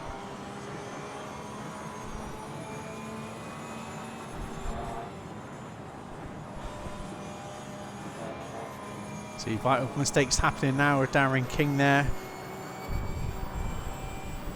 I think Darren King's got to be a bit careful at the moment. We've seen him go wide on a few of the corners around here, and especially considering 2 people have already had drive-through penalties for track limits. Darren King's going to have to be careful because he's got an hour and a half of this race to go, and I don't think he can track extend any more than he already has. Absolutely. He's definitely feeling the pressure with Jardia behind him at the moment, so we get some great racing between these guys. As he has gone a bit wide here, is it enough? No, it's not. He does close the door again. So thanks for the follow there, guys. Really appreciate them. Do keep them coming. So I said we are streaming to both YouTube and Twitch, so don't forget to hit that like and subscribe button on YouTube and follow us on Twitch, please. Thank you.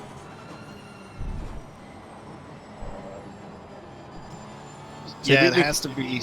Oh, sorry, go on, sorry. You crack on, is all right.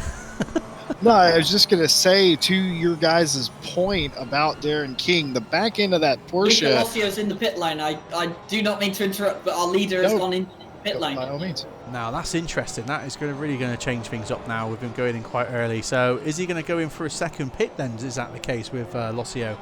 Maybe that is his strategy. I don't know. But maybe he's gone a bit too early if he's going to go in and change tyres. This is getting interesting, but we can see that I'm still on board with Darren, with Jardo at the moment, as we see Darren King is really struggling to keep that car within the track boundaries at the moment.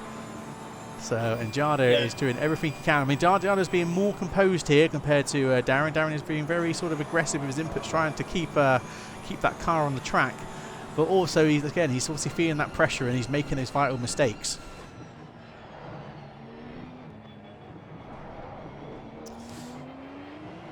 So yeah, so it's only Lucio at the moment who's gone into the pits. No one else has pitted yet, so maybe it was a little bit too early. We'll have to see.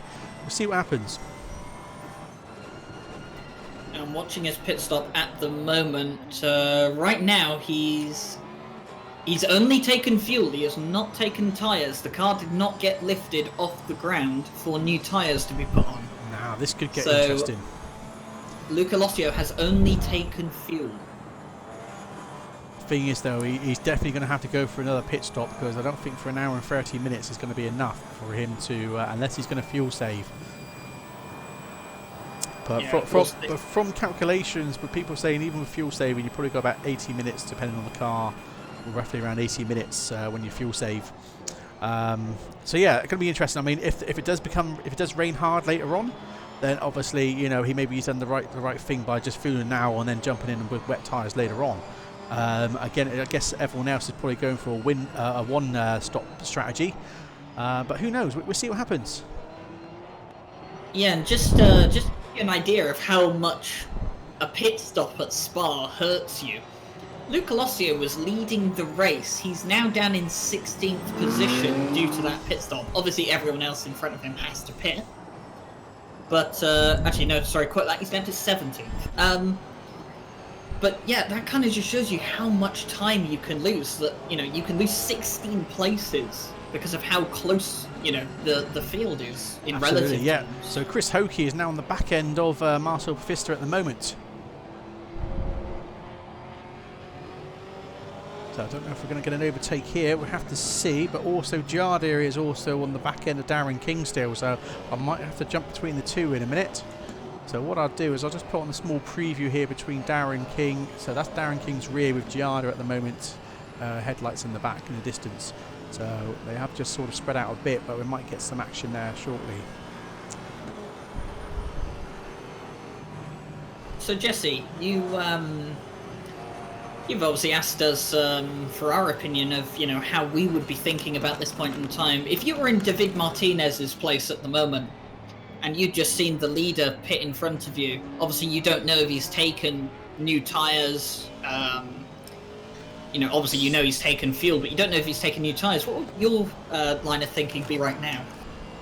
Well, I would honestly think that I just got a gift. I got the lead. I'm not under fire from anybody. And, of course, if I'm David Martinez, I think I have the right strategy in the same way that Lossio thinks he has the right strategy. And it must be said, in the Discord prior to this race, there was a lengthy discussion on if the weather didn't come into play, what would be the right strategy. I just want to jump in quickly that Jardir is about to get the overtake here on Darren King. So we're just going to get a better camera if we can, as they are side by side down the Camel Straight at the moment. But Darren King has got the inside line here at the moment. But also Chris Hokie, has he just taken? Chris Hokie just then has taken the overtake there on Marcel Pfister, or Marcel Pfister, sorry. So during that time, just at that same corner there, Chris Hokie just got the overtake here. But also there's a battle ahead at the moment with Jardir and Darren King as they are side by side, and Chris Hokie's taking full advantage of this, closing up on him. Yeah, and Jardir has managed to get the pass there on Darren King. Darren King's made a big mistake. Big mistake there, but he sees the position, and Chris Hokie is there at the moment, flashing his headlights to say what's going on. So Marcel Pfister is also on the back end of Chris at the moment. So Chris is not happy with that. Just in all that chaos, James Parker did mention that Samir Ibrahimi has got past Raffaele Donardo, and I think Donardo is under threat from Paolo Muia at the moment. So unfortunately, we couldn't catch all that. Muia is past him. Paolo Muia is actually past Donardo. So unfortunately, my prediction is dropping down the field. Oh dear. So Gonzalez at the moment is closing the gap on Ramos at the moment for P9. So this could get very interesting. So as I was saying, guys, I mean, this race is absolutely phenomenal so far. We had nothing but action pretty much throughout the whole race so far. And my prediction, like I said, the next last 10-20 minutes, I think is where it's going to be a real game changer when it comes to the pit strategies and stuff. So as we've seen, obviously, with Lossio at the moment, who was currently the leader for the last 30 minutes or so, is now currently P17 after his pit stop. So we'll see what happens a bit later on when the other guys have to do a pit. But looks like Gonzalez hasn't got enough yet to get the overtake.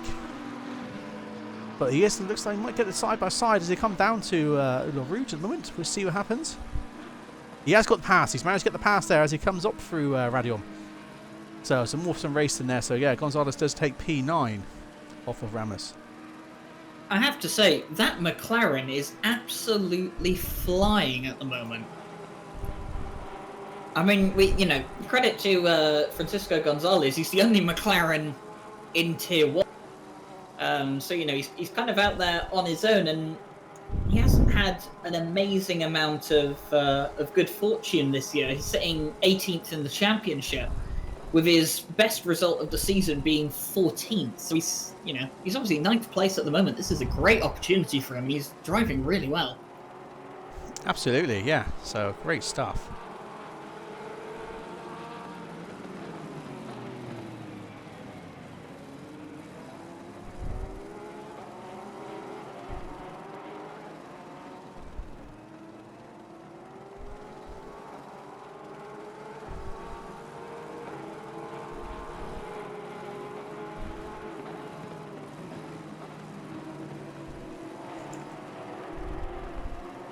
There's been some interesting racing going on so far. So Hajarda now from P17 up to P11 so far, so he's doing pretty awesome at the moment.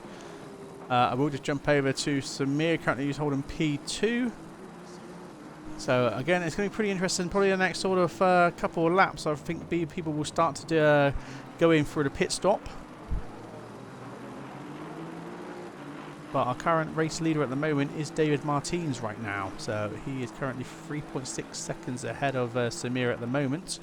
But again, this is nothing really when it comes to the pit stops when these guys do start to pit. As we can see from the rain there, it's still sort of raining, but not hard enough for people to decide to put on the wet tyres. So I'm guessing a lot of people will still stay with the slick tyres for the meantime.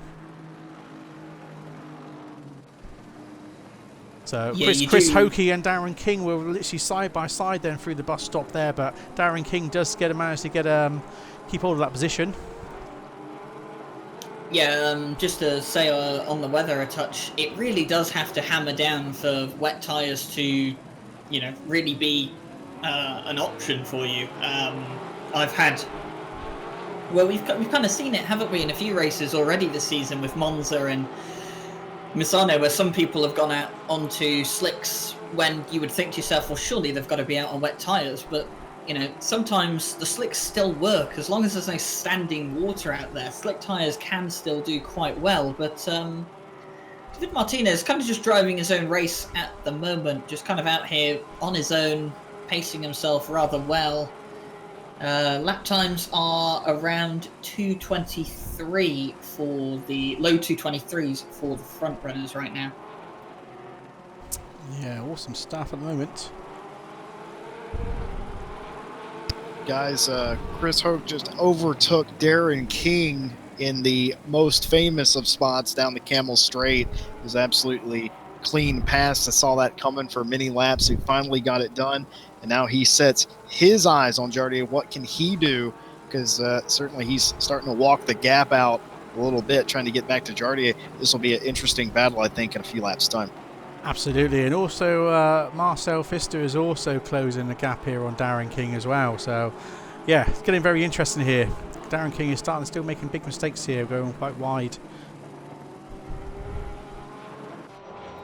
So we'll stay with it. Looks like Darren has got a bit of damage on the rear end of his car, of his Porsche, by the looks of it. I mean, that might have come where he slid across the front of Chris Hookie's Aston Martin, so that's probably where that damage has come from, I'd imagine. But let's have just a bit of a think here. So we know Luca Lossio is going to be, well, he's going to have to stop again. There's no way that Mercedes can go to the end of the race without stopping again. At least, not in Fuel Map 1, which is what he's currently driving it in. So he's in Fuel Map 1 at the moment. Interesting. Yeah, so he's definitely got to pit again. So, assuming we know that Luca Lossio has to pit again, that means he's going to have to make up well over a minute for that extra pit stop that he's going to have to take. And, well, judging from what I've seen at the moment, I don't think he has that pace. Yeah, again, I think it's... I mean, I guess we're not obviously the drivers to understand what their strategies are about. I mean, with Darren King, for example, I know he's obviously trying to push hard and hard at the moment.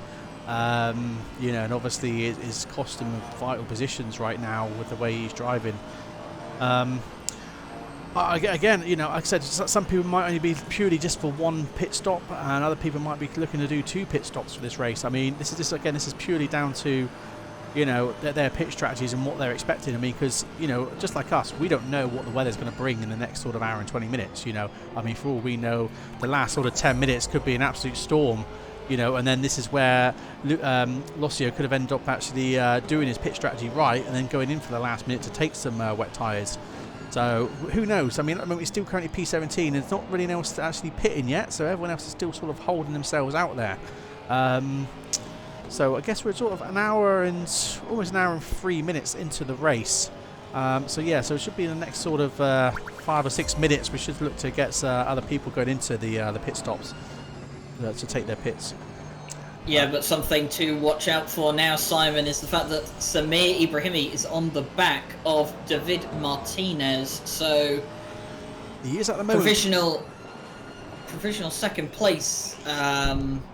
See, that's interesting because there was just over 3 seconds between those two guys. I mean, for P1, and if Samir's managed to get, and for Samir to close that gap up, obviously something must have happened to David Martinez. Samir was 1.9 seconds quicker on the previous lap. So yeah, something must have happened then. Yeah, Simon, you have to be right. There's no way you lose 2 seconds, and he's right on the back of him. He goes out wide up the Camel Straight. And here comes Samir Ibrahimi, and I can't pronounce his name, but that's fine. He knows how to find the front as he gets by him cleanly on the Camel Straight. You have to wonder, is the pace of David Martinez, is something wrong with the tires or the pace falling off? It just seems like every time Martinez gets the lead, he gets passed by somebody in this race. This is it, yeah. I'd be interested. I might just have a quick look outside his car and see if I can see any damage, if he's taken any damage or whatnot. Looking at the moment, I can't really see anything on the front end to say that. I mean, unfortunately, we've got a bit too much bloom going on, so we can't see what's actually happening, but it doesn't look like he's got damage. Maybe it just was literally a mistake then. Maybe he just made a big mistake, and that's obviously cost him a couple of seconds. Yeah, but news that we have coming from the pit lane.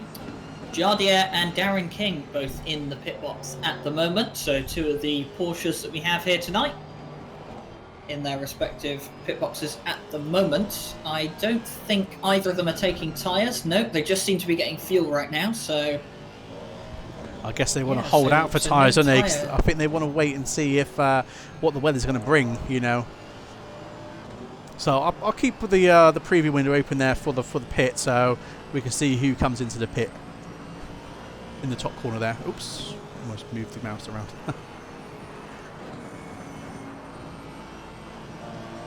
So this is pretty much offset the grid at the moment because there isn't too many people close together right now.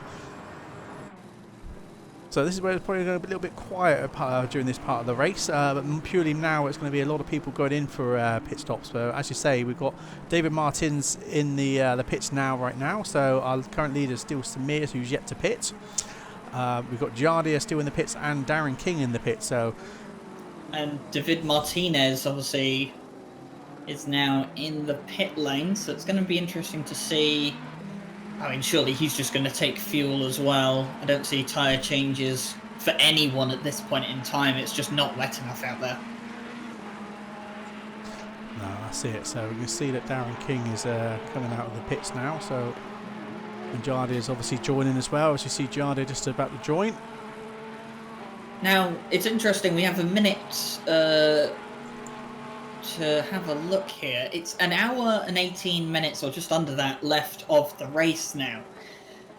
So David Martinez has gone, well, almost halfway into the race on whatever fuel he had at the moment. We don't know how much fuel he had left, but we know he's almost gone half distance in this race without needing to refuel. So the question is now, does David Martinez have fuel to go to the end?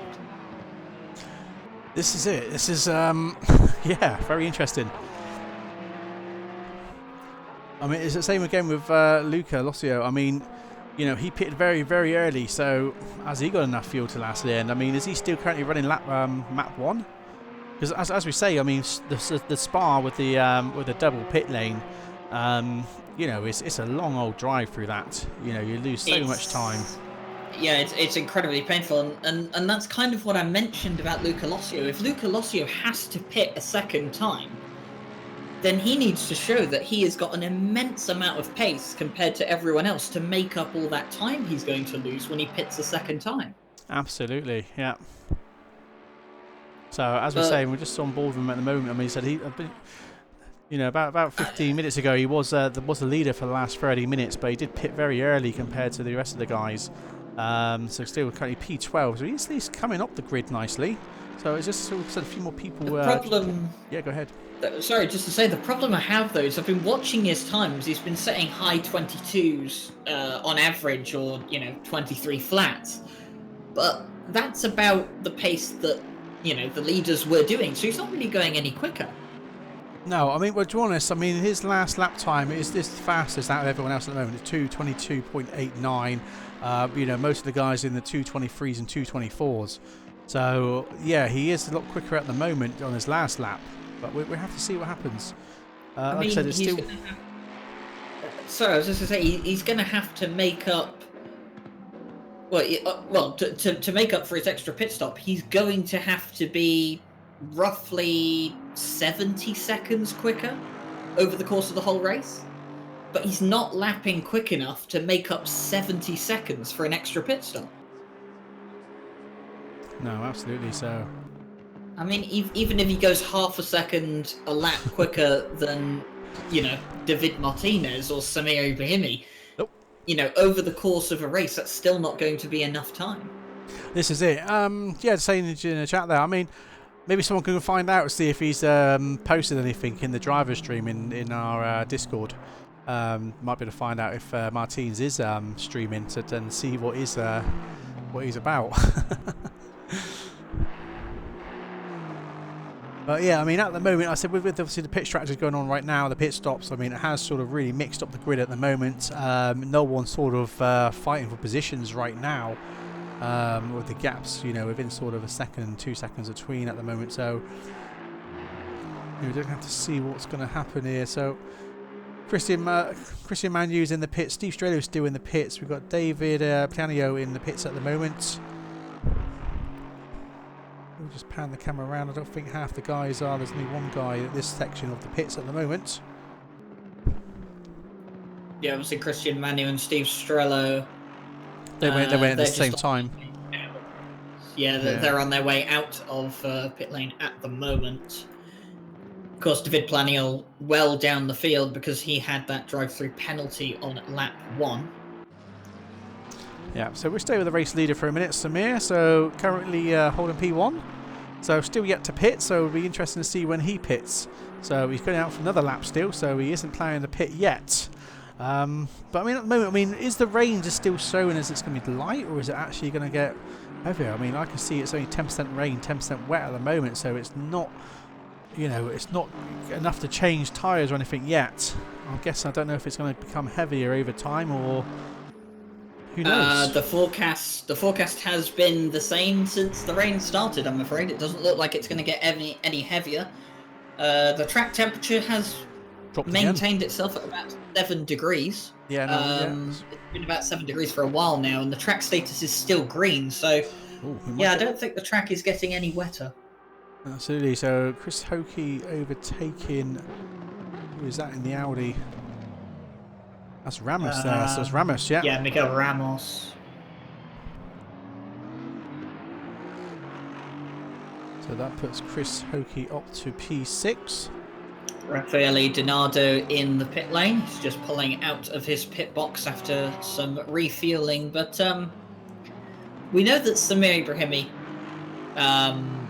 we know for a fact that he can go halfway into the race without having to do a pit stop. So we know for a fact that Samir Ibrahimi is on a one-stop strategy, and he can make a one-stop strategy work because he's about 15 seconds away from the halfway point in the race, and by the time it hits the halfway point, he won't be at well, he won't be at the pit entry. So, yeah, we know for a fact that Samir Ibrahimi's one-stopping. We know that Paolo Moya is going to be one-stopping.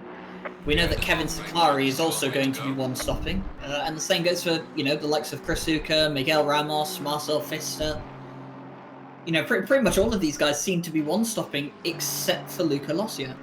Yeah, so it'd be a big shame if he does have to. Well, we will have to take a second pit stop, unfortunately. So, yeah, that's actually costing the lead of the race. So I guess maybe I've eaten my words too quickly. So that's a shame. But he is currently P9.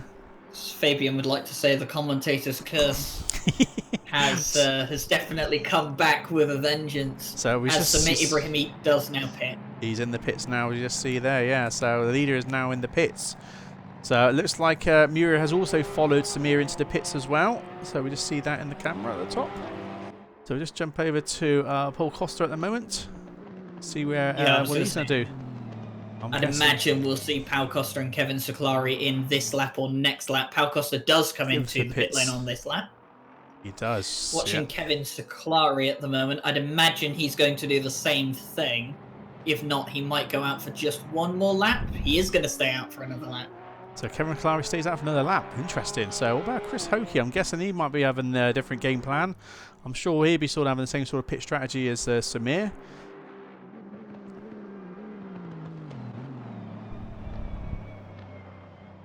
So guys, I've been listening to all this talk about strategy, and I've been burning up a calculator over here trying to run the numbers and try to figure out exactly what everybody's doing. And I'm just going to give you the TLDR. It's completely hopeless. I'm none the wiser. But one thing I'm fairly certain of is Luca Lossio is really hoping it downpours at some point in the next hour and 10 minutes. Yeah, absolutely. He really needs it, doesn't he? Yeah, I think for Luca Lossio to realistically win this race now, or get on the podium even, I think he has to hope that the weather takes a turn for the worst. Yeah, definitely. Well, as I said, unfortunately, we're going to have to see what happens, aren't we? Because like I said, a lot of people have actually waited to the halfway point to do their pit stop. I said Lossio. But Simon, I'm so impatient. I want to know now.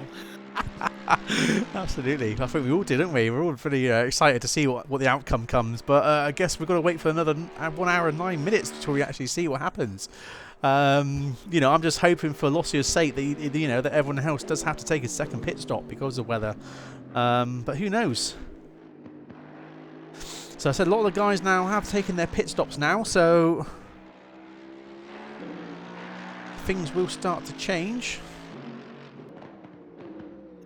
So it's interesting with Luca Lossio obviously having pitted much earlier than David Martinez. And we have already established that Luca Lossio was lapping faster than David Martinez back when he first pitted.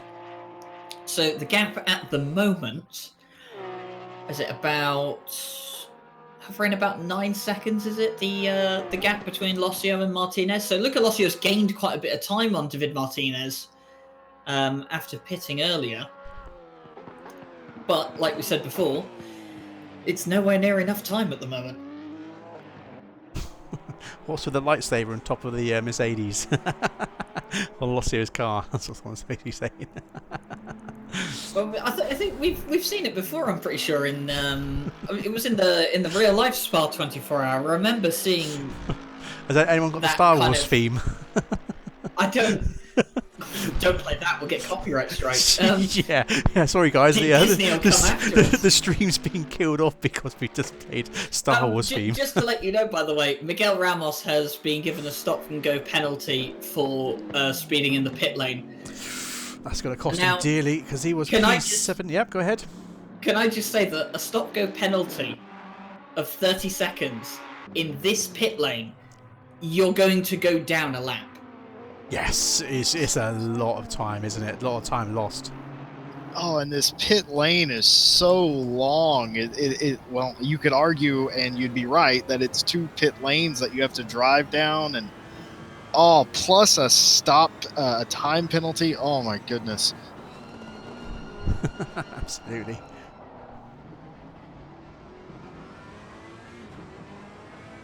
Well, guys, there's only one thing I'm sure of in this race so far is that this isn't settled. We're going to have another battle for the lead at least in the next hour or so. And we can speculate all night, and we have just 2:15 a.m. in the game, or in the sim, I should say. That's it. And we're none the wiser. We're not quite sure what anyone is doing. We're not quite sure if Luca Lacio can make it to the finish. We're not sure what David Martinez has up his sleeve, and we're certainly not sure what the weather's going to do. But thank you for being with us, obviously, and this has been absolutely fantastic for the first half. Absolutely, yeah, incredible stuff. Guys, yeah, if you're obviously new to the channel, don't forget to obviously like, subscribe on YouTube and follow us on Twitch, so we are streaming to both platforms. Also do check out the website as well, because we do have lots of races on, not just ACC, we do Race Room and other things, and we have got some big plans for bringing in other things into Redline, but can't say too much right now because there is in talks about some things. But yeah, EU Race Room. Well, to be honest, Race Room's actually come really well, actually, especially with the latest December updates of the physics and stuff. It's quite a enjoyable sim for the content, especially with the big content they have there. But anyway, we're in ACC at the moment, so let's talk more about ACC. As I said, the devs obviously brought out a lot of new updates this week. You know, there's been quite a few, isn't it? We're now on V1.3.5 already this week, so yeah, lots of updates coming out, so it's good to see that the devs are doing everything they can to improve the sim, and yeah, hopefully it'll be all nice and ready for our 12-hour race in April. So do check that out, guys. I mean, if you've got a diary, do put it in your diary, because that'll be the 18th of April for the 12-hour race with driver swaps. We also got the 3-hour race at Bathurst on the 8th of March with driver swaps. So that's basically more of a test race for us, ready for the 12-hour race there. So just to make sure that we've got everything nice and working, and basically the 12-hour stream can go as smoothly as possible. So Max Verstappen.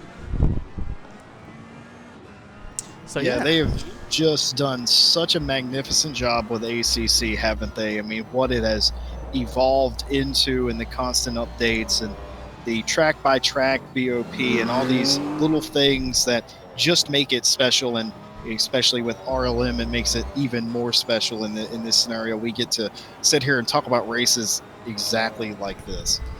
Absolutely. So Samuel Ratz is also closing the door here on Marcel Pfister for P13 at the moment, so we might get an overtake here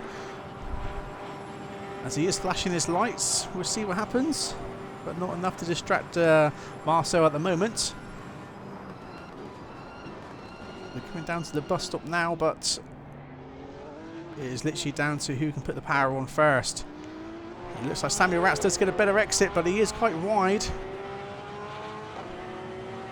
But it's not enough to get the inside line at the next corner, so it looks like he's going to back out of this. But we'll see what happens when it comes to the Camel Straight and Radion. Should have said it the other way around, really, but yeah, just something to mention. You know, I mean, I don't like to keep going on and on about the same subject, but Luca Lacio, like I did say, he's not going quick enough to warrant the fact that he has to make an extra pit stop. That's not been helped at all by the fact that David Martinez has now just gone 0.8 of a second quicker on him than the previous lap, and he is catching. I just want to say that Samuel Ratz did get the overtake there on Pfister through Camel Straight, so nicely done there, nice and clean. So that puts Samuel Ratz up to P13. But yeah, go back ahead, sorry, Ryan, didn't mean to jump in there, but had to catch that. That's fine. So it's completely fine. But yeah, so Luca Lacio isn't going any quicker than David Martinez. He has to make an extra pit stop. And I don't know, at this point in time, Luca Lacio's hope for the track to get wetter is going out the window, as the track status has now, well, it's gone back up to fast. The track is getting drier. Absolutely, yeah. So yeah, it's not probably what he wanted to see, really, is it? Especially as the practice was obviously set up exactly the same for the race conditions, but unfortunately every time you exit and rejoin the server, if it's empty, the weather conditions will be completely randomised. So the guys would have obviously had to adjust for the worst. I mean, because as you see, if it's at the very start of the stream, the practice session was pretty wet, and obviously I guess the guys were hoping that it was going to be raining later on in the race. But yeah, as we can see at the moment, it has sort of cleared up a bit.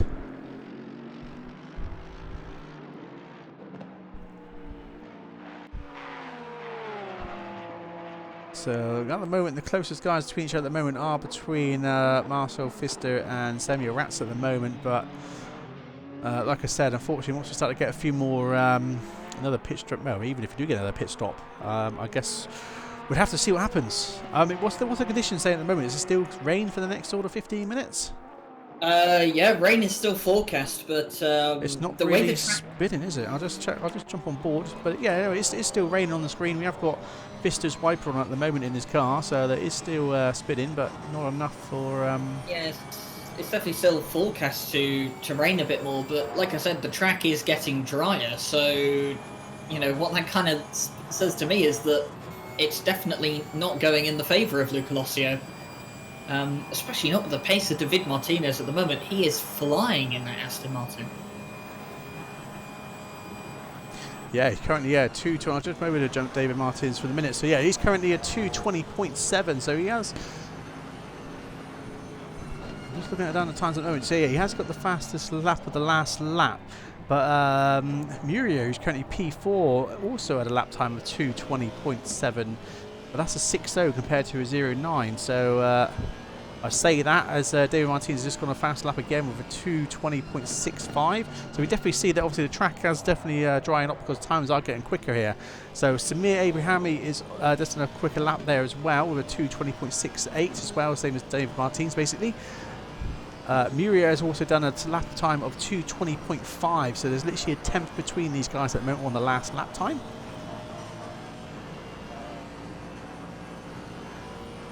Yeah, and David Martinez is on average 1 second a lap quicker than Luca Lossio, and that is very bad news for Luca Lossio. It sure is, yeah. I bet he's kicking himself at the moment, but who knows? We could have an absolute storm.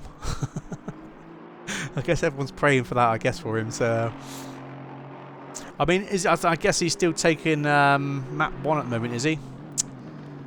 In the Mercedes for Luca Lossio.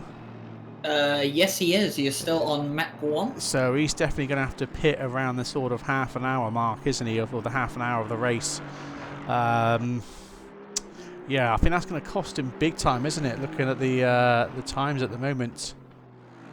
Because he hasn't got that much of a gap, has he? It's only 4.7 seconds. And I mean, you've got to think if he's going in for another splash and dash and probably no tyre change this time. They say it's going to cost him a good minute or so, isn't it, for the whole? He's going to lose a minimum of 75 seconds. Yeah, so yeah, it's just over a minute then. Damn. So that's my bet out the window then. So maybe it was commentator's curse. So blame me, guys. It's my fault that he's he's messed this up. The thing is for Luca Lossio at the moment is that, I mean, not only is he not going to be in the top 3. He might not even finish in the top 10 with how close the whole pack is. Well, this is it, yeah.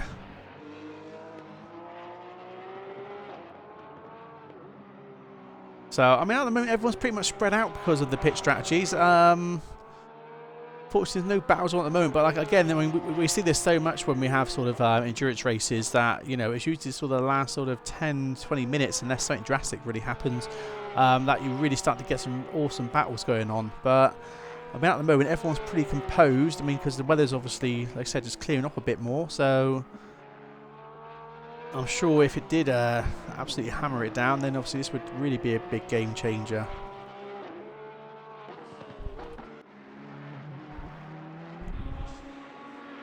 So Martinez is definitely closing that gap now on Lossio for P1 at the moment. So he's now under 4 seconds. So he has gained a few tenths there.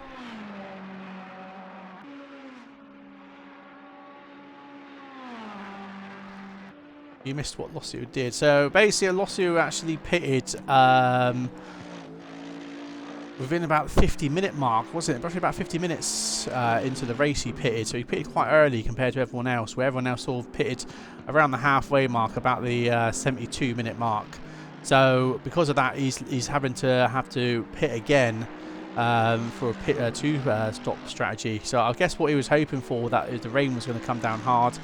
And then obviously he did pit later on for wet tyres. That was obviously what he was obviously hoping for. But everyone else pretty much kept to pretty much a 50-50 pit strategy, where they obviously pitted in the halfway mark. So yeah, so this is where, unfortunately, unless the weather really changed drastically in the next sort of 20 odd minutes or so, Lossio will lose quite a few places because of how long that pit the pit entrance is. As I say, there's such a long pit lane, isn't it?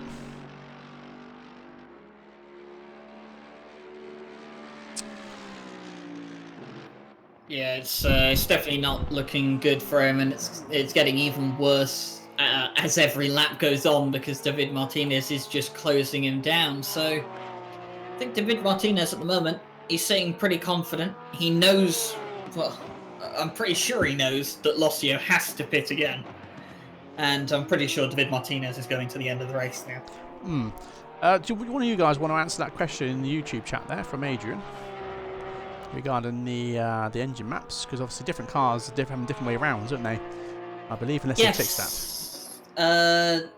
So it's hard to say, because like you said, it's different for each car. Some of them, 1 through 4 can usually be, for some of the cars, is race, then 5 through 6 is wet, and 7 through 12 in some of them is like qualifying. But yeah, it's different with every car. It's kind of hard to gauge sometimes, but we know for a fact with the Mercedes that map 1 is the fastest map mode that you would use realistically in a race. So, and judging by the fact that Luca Lossio had to pit around the 50-minute mark, that means that, well, we know for a fact he can't go to the end. There's no way he can go, almost an hour and a half, in map 1. So we know for a fact that Luca Lossio has to pit again. Yeah, absolutely. So like I said, my prediction is he's going to have to pit sort of around this last sort of 30 minutes of the race. Yeah, so yeah, unless something really happens in the next sort of 25 minutes with the weather, he's the only one that's obviously done a two-stop pit strategy. So yeah, such a shame to see that. But yeah, Adrian, that's right. Yeah, so depending on the car, as Ryan just said there. So yeah, map 1 is the fastest on most cars. I believe he said was the Porsche is the opposite way around, isn't it? Is it the Porsche? I think with the Porsche, it's like map 8 or 9 or something weird along those lines. Yeah, I don't really drive the Porsche, so I don't know. I know that map 1 is not the fastest for the Porsche, though. Yeah, so there you go. I mean, I'm sure there's information now. I'm sure I did the map things ages ago on Discord. But yeah, I don't have that information right now. But yeah, it's pretty much map 1 for most cars is the fastest. Yeah, go ahead. I was just about to say, I've got on board with Giardia, and I can see he's in map 8 at the moment. So that confirms my theory that it's definitely not map 1 for the Porsches. Yeah, so there you go. So yeah, so map 8 is obviously the fastest map for the Porsche. It's pretty fantastic, isn't it, really, if you think about it? I mean, we have all these different cars, these different manufacturers, and they can be completely different and race together. And not only that, they have completely different electronics that the drivers have to use as well. I mean, and to have that here in ACC, that's pretty awesome. I mean, that's authenticity. That's what you want. Absolutely, yeah. Yeah, you don't want it all to be the same, do you? I think it's also a testament... Sorry, I was just going to say, I think it's also a testament to GT and how well the series in general in real life has kind of done the balance of performance, because it allows us to have all these very different cars. I mean, you look throughout the grid, the Mercedes, the Ferrari, the Bentley, the Lamborghini, they're all so incredibly different. The way that their engines are put into the car, the position, the size of the engine, all that sort of stuff. It's all so incredibly different for each manufacturer. But it didn't have to be that way. But, you know, the GT rules have allowed it to be that way, and that's kind of what... I think that's kind of something that makes GT racing so attractive, is that all the cars look unique, and they're kind of built in their own special way, unlike something like, you know, LMP1 or Formula 1, where every car looks the same bar a few different front wing details. Absolutely, yes. We've got Mike Noble in the chat as well. He's just saying that some cars are forced to do 2 pit stops because of fuel. Yeah, so I mean, we do know the Mercedes is very juicy on fuel.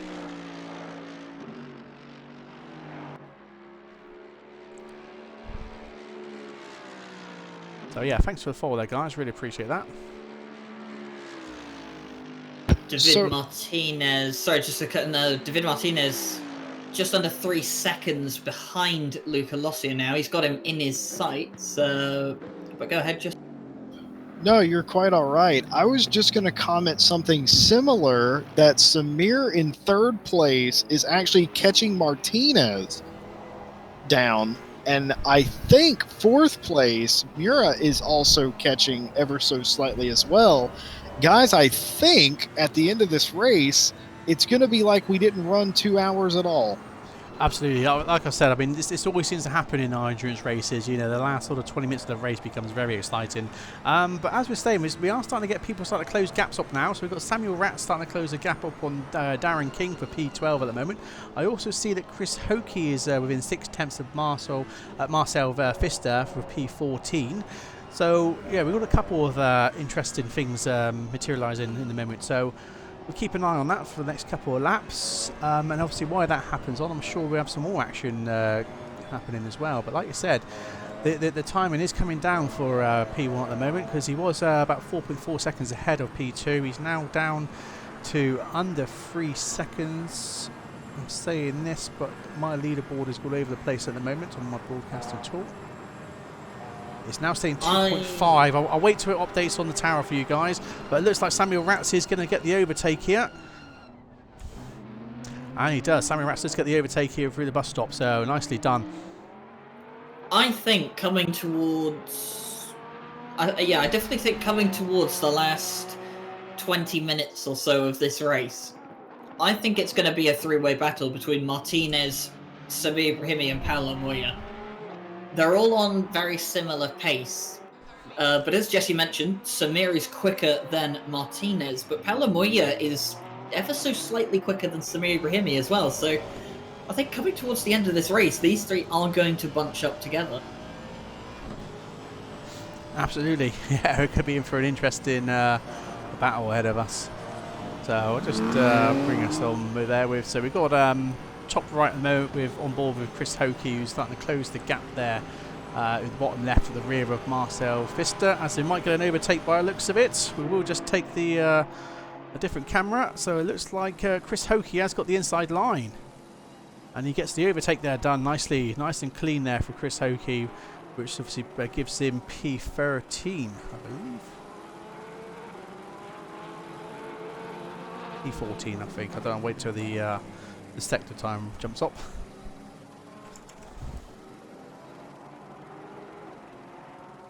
Yeah, it's just brilliant overtake after overtake here. A lot of people taking advantage of the camel straight. I think we pretty much assumed that was going to happen, but it's just one brilliant maneuver after another. Getting yourself in a position, making a very clean pass, and then, as we've seen time and time again, Hokie is now just, well, he's trying anyway to drive away from Pfister here in the second sector, and I think he's on the trend up. Look, by judging by his times, he's one of the, well, I say that, but he's sort of in the middle group of speedy cars. I was going to say, yeah, because Steve Strehler at the moment, I'll just jump over to him quickly. He's by himself at the moment, but he has got the fastest lap so far with his last lap of a 2:18.7, so he's a good over a second faster than most of the guys out there at the moment. So some great racing going on. Yeah, Steve Strello's just had a really calm. We haven't really talked about it much. He's just had a calm, normal race. He's just been staying out of everybody's hair, and he's made some passes when he's had to. But it's been business as usual for Steve Strello. I wouldn't expect anything less. That's it. Yeah. Just to update you on the weather. Although it is still sprinkling with rain, the track has now gone up to optimum temperature, so it is still drying up. I don't think we're going to have rain for that much longer for the race. Yeah. And the track temperature has started to go up now because it's 4:30 in the morning, and a sunrise is probably about 3 hours away. That's it, yeah. I'm just saying, we're still on board with Steve Strello at the moment, and there's no rain on his windscreen, so yeah, it definitely looks like it has dried up, and we see the track temps have increased by 1 degree, so yeah, so maybe we won't have any rain at all now. Maybe it will be a dry race from the into the morning. Let's see what happens. Yeah, I'm doing a strange thing. I'm actually kind of hoping it does stay dry because this is going to be a grandstand finish here coming up in the next 46 minutes if it does stay dry and nothing now, changes. This is interesting now because Steve Strello is now going into the pits. Oh. So this is very unexpected. So I wonder why. Now Yeah. he did pit around the same time that everyone else did, so he didn't pit early. This is interesting. Let me have a quick look. See, there's no damage on his car or anything. Nothing really to say anything's going on at the moment.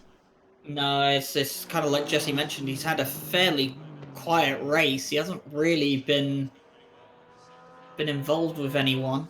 The car hasn't gone up on the jack, so we know for a fact it's not tyres, so it is Just fuel related. Just fuel. So that's interesting now. So he's going for a 2-stop.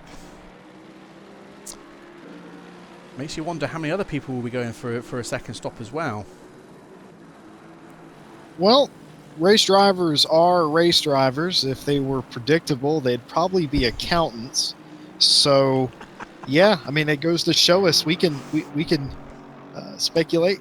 That's what we're here to do. But at the end of the day, we are just as confused as anyone else. The only person that knows what Steve Strello is doing is Steve Strello. But I am with you guys. I am super interested to see if anybody else comes in because that's really interesting. Well, we say this, but Darren King has gone into the pits as well now. So this is getting a bit interesting. This is incredibly unusual. I mean, the thing that surprised me the most is that these two have come in for a second pit stop, but Luca Lossio hasn't done his second stop yet. I'll get the calculator back out. Give me a minute. Well, I think we're all going to have to run the numbers on this one. Quite frankly, gentlemen, now, I don't understand. Now I say that, Luca Lossio has come into the pit lane now. He is now, yeah. This is getting interesting. So we've got a couple of guys we didn't expect to pit a second time who are in the pits. So I mean, we knew for a fact that Luca Lossio was pitting. Yes, we did. Yes, we knew this. We knew from 50 minutes on that Luca Lossio would have to pit twice. But Steve Strello and Darren King, this is interesting. Unusual. This is it, yeah. Maybe everyone decided, maybe some of these guys did actually just plan for a two stop, and who knows? Yeah, I think we're all confused. Yeah, one thing's for sure, guys. If David Martinez comes into pit, I won't even know what life is anymore. We're going to have to ask some of these drivers what the strategy was here because, like I mentioned earlier in the broadcast, they were talking about it in Discord earlier today, and there was no consensus of what the right strategy was. And we've not had weather that would change it too much. So a lot of strategies were suggested. This was actually one of them. But I'm curious why.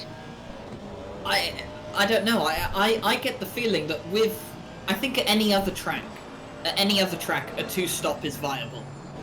But I think at Spa, with this incredibly punishing pit lane, you have to go for a one-stop if your car allows you to do it. Absolutely. So I just don't think you can make up 75, 80 seconds. Unless you're confident that you're going to be like 2 seconds a lap quicker than everyone else. Now, this is getting interesting because Samir is now 2 seconds off of Martins. As I've got a bit of rear view there, because I just want to show off a bit of the sky from what ACC can produce. So yeah, I'm running the game maxed out on both PCs for the stream here, guys. So just so you can get some understanding of what the game actually looks like. It is absolutely beautiful. Yeah, absolutely gorgeous sim. It's just the perfect backdrop to race in, or just to look at. I mean, any Discord you go to, or any place where you can find screenshots of this game, it just you look at the screenshots and you go, oh, the game doesn't look like that. Guys, the game looks like that. It looks so good. Absolutely, yeah. I mean, I put on a couple of screenshots the other day in Discord, and to have one of the devs actually set it to their desktop background was yeah, very welcomed. I was quite pleased by that. And then obviously what followed from that later on is obviously having I don't know if I should say it or not, but anyway, one of the racing drivers who I took the picture of the car of was very impressed by it. So yeah, it was good to see. Starting to see some colors in the sky, as you mentioned, Simon. Not an inky black sky anymore, is it? There's a little bit of blue. Absolutely, yeah. So this is going to get interesting because it looks like, who is that behind Kevin Saklari at the moment? I believe that is actually Darren King behind Kevin Saklari. It is Darren King behind Kevin Saklari. So Darren King obviously did a second pit stop, which has put him in last place at the moment. Yeah, guys, if you've only just tuned into us now, I mean, we only had 18 drivers jump in tonight because it is obviously Valentine's weekend, so we did expect a lot of people to not be here. So we had quite a few sign-outs, unfortunately, but we are running 5 tiers tonight. So unfortunately, we didn't want to bring the other tiers into tier 1 just to make it, you know, a full grid. Because it has caused more problems for us later on in regards to when we obviously upload the results onto our website, because it's pretty quite technical stuff where we just, you know, upload the JSON file from the results, and obviously it gets exported into a table. And obviously if we did that with 2 tiers in one tier with 1 result, I mean, that would really mess up our results, and the last thing we want to do is end up having to manually input all the results ourselves. So that's why anyway. So hopefully the other tiers are having such a good race as what we're seeing here today in tier 1. I mean, it's been pretty awesome so far.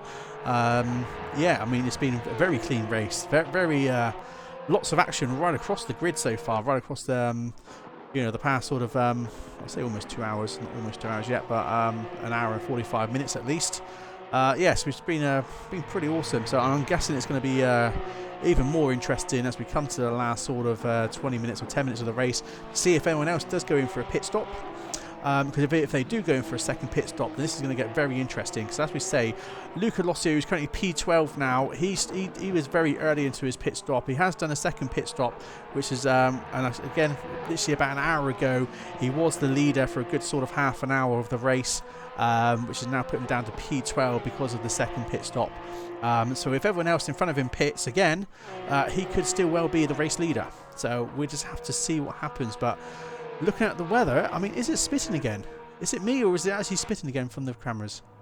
It looks like it is. It's still raining. I can confirm that much. It's still raining. It hasn't got any heavier though, so track is starting to warm up as obviously we come out of pitch black darkness and into some sunlight. Sun hasn't quite made itself known yet, but it is quite cloudy out. Yeah, it's very overcast for sure, so I don't think we're going to probably get much sunlight for it. It's just literally going to be a very cloudy day for sure.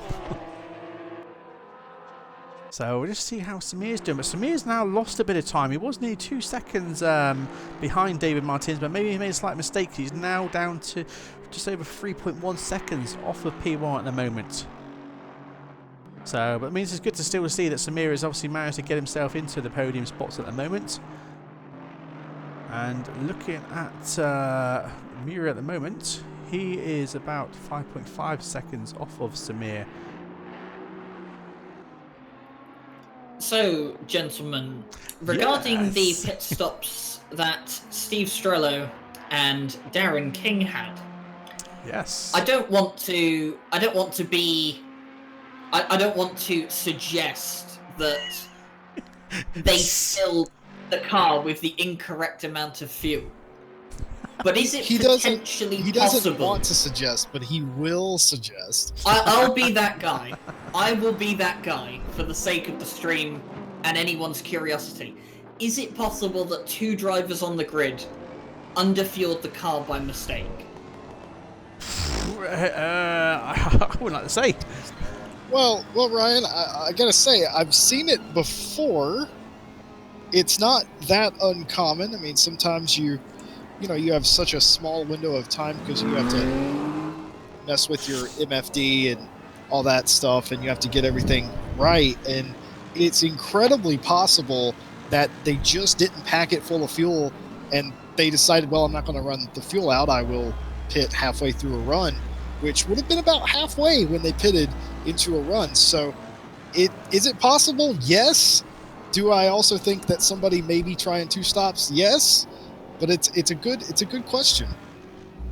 Absolutely, yeah. We've got interesting battle going on at the moment for P12 at the moment between Sorp and Locio. So thank you for the follow there, guys. Really appreciate that. So again, we are streaming to YouTube and Twitch. So if you are watching on YouTube, don't forget to hit that like button and subscribe, please. That'd be much appreciated. And if you're on Twitch, don't forget to hit that follow button, and also if you're an Amazon Prime customer, you can subscribe to us on Twitch for free, so do so because it does help us out massively with the cost of our servers and stuff. So I really appreciate all the follows there, guys. Thank you very much. So yeah, so at the moment still interesting going on between here P13 and P12.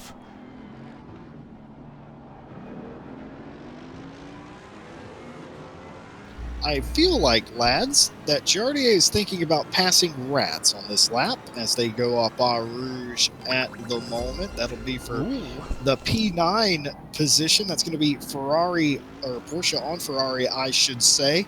I think he's going to be a little too far back to do that this lap, but yeah, he's definitely stalking Rats. Absolutely, yeah. We're just, I will jump over if something does happen. I'm keeping an eye on the times at the moment, but there is something interesting going on as it looks like Sorps has got the overtake here on of Luca Locio.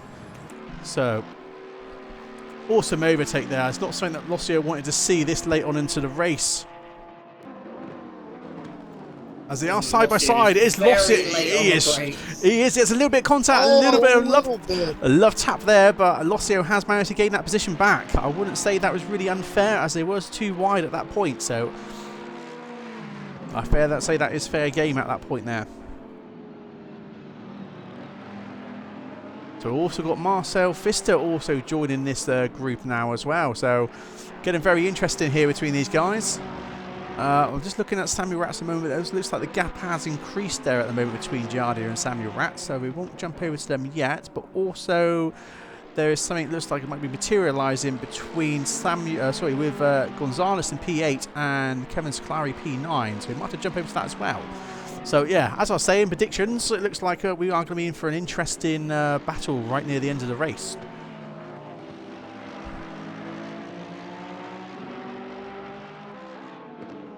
Yeah, and Simon, to your point about that last pass, a little bit of contact, in my opinion, nothing too untorn there. Just a little bit of contact, no harm, no foul. Everybody stayed on the racetrack and got going, and it's good hard racing. I don't think we'll see any stewards' inquiry about that. No, absolutely. I think that was from our point of view anyway, a very fair game anyway. So.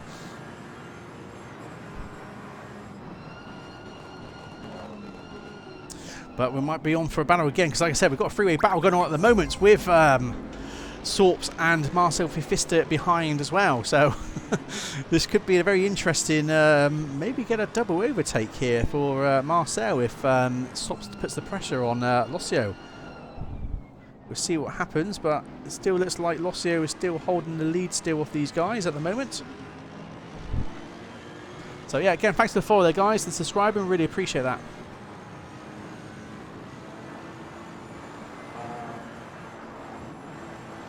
This is getting very intense now. So it looks like Sorps has got the ends.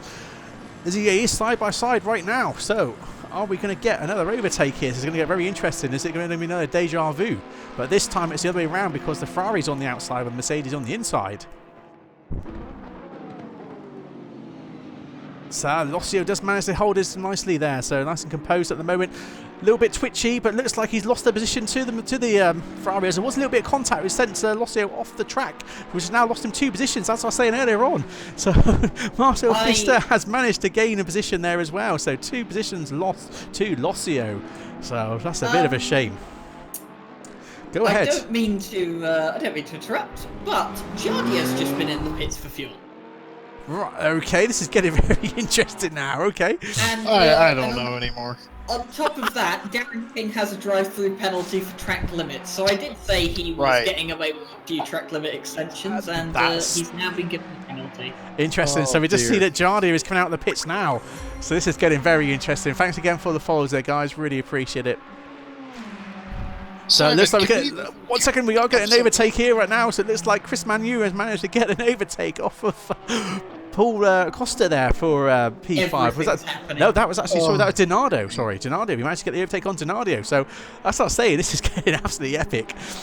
So anything can happen in the next sort of 30 minutes. Looking at the way this race is going right now, especially with people obviously taking a second pit stop as well during this just part of the race. So again, I mean, this could really benefit Lossio if he does end up. We'll just jump back over to him quickly because Lossio was the leader again, like I said, for about half an hour of the race, from about the 2-hour mark up to about the 1.5-hour mark of the race. But obviously he had to do a 2-stop pit strategy, which obviously put him down to P13 at the moment. But if everyone in front of him do end up taking a second pit stop, then he could well be back in the podium positions. We have to see what happens. So yeah, sorry, go ahead, Ryan. I think it's Jesse you. Or Jesse, sorry, Jesse. Jesse. Want to hand it over to? Yeah, Jesse, you go ahead, mate. No, you're right. I was just going to ask, could we get some drivers in a box of crayons and have them draw a picture of what their strategy was? Because clearly we don't understand. I mean, I don't think anyone understands right now what's going on. I mean, who knows? I mean, at the moment, like I said, we have some people that obviously pitted at the halfway mark doing a 50-50 split. So just one pit stop, and then all of a sudden, boom, out the blue, we have Darren King going in for a pit stop. We have Jardy going in for a second pit stop. It's who knows. Someone needs to go to Jardia's stream and rewind it and see if he was low on fuel. Or if we didn't have enough fuel. We need an inside man. Yeah. So someone just go and ask in his stream, see what's happening. Say, Jardy, what's going on? Why did you pit again? What happened? Yeah, that's the simple way. It's just like, why? Ask him why it wasn't a one-stop race. And if you could come back and report to us about what he says, that would be fantastic, because we're struggling. We thought that this was a clear-cut, and I agreed with you guys, by the way, that this was a clear-cut one-stop strategy, get to the end of the race. But for a growing number of drivers, that either wasn't possible or wasn't something that they thought or were comfortable doing. This is it. Wow, we'll see what happens now. I mean, just over 28 minutes left of the race here, so who knows what's going to happen? What's going to bring us to the next 28 minutes? Will other people go in for a second pit stop? It is starting to rain a bit more harder now. But is it going to be enough for people to go in and actually change tyres and go onto wets? That I don't think will happen, personally.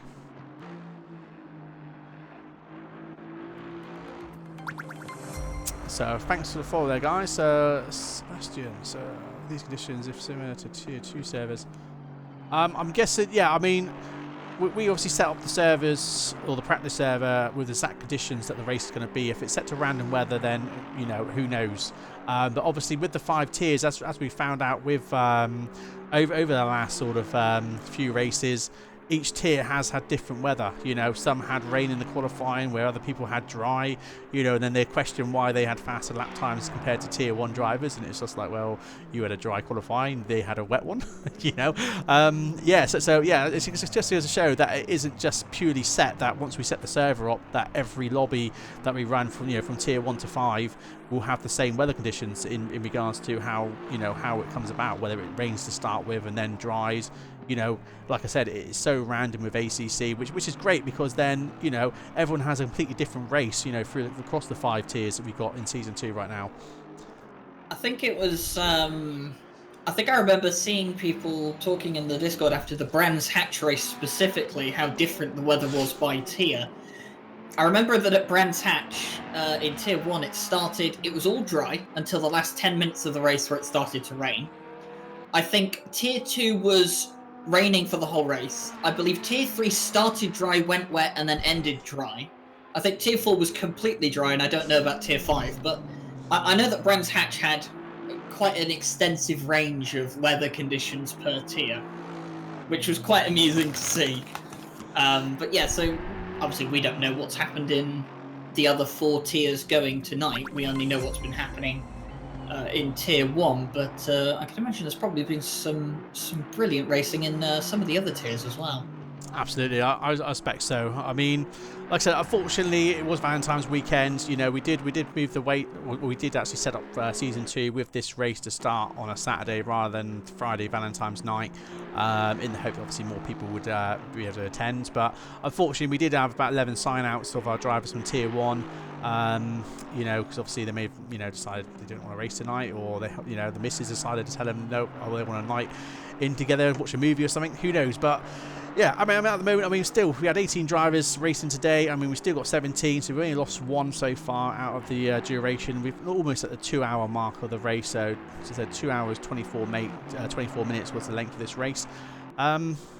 Yeah, I mean, it's to be honest, I mean, it's been absolutely awesome. So those guys who did sign out, yeah, I think is their loss, to be honest.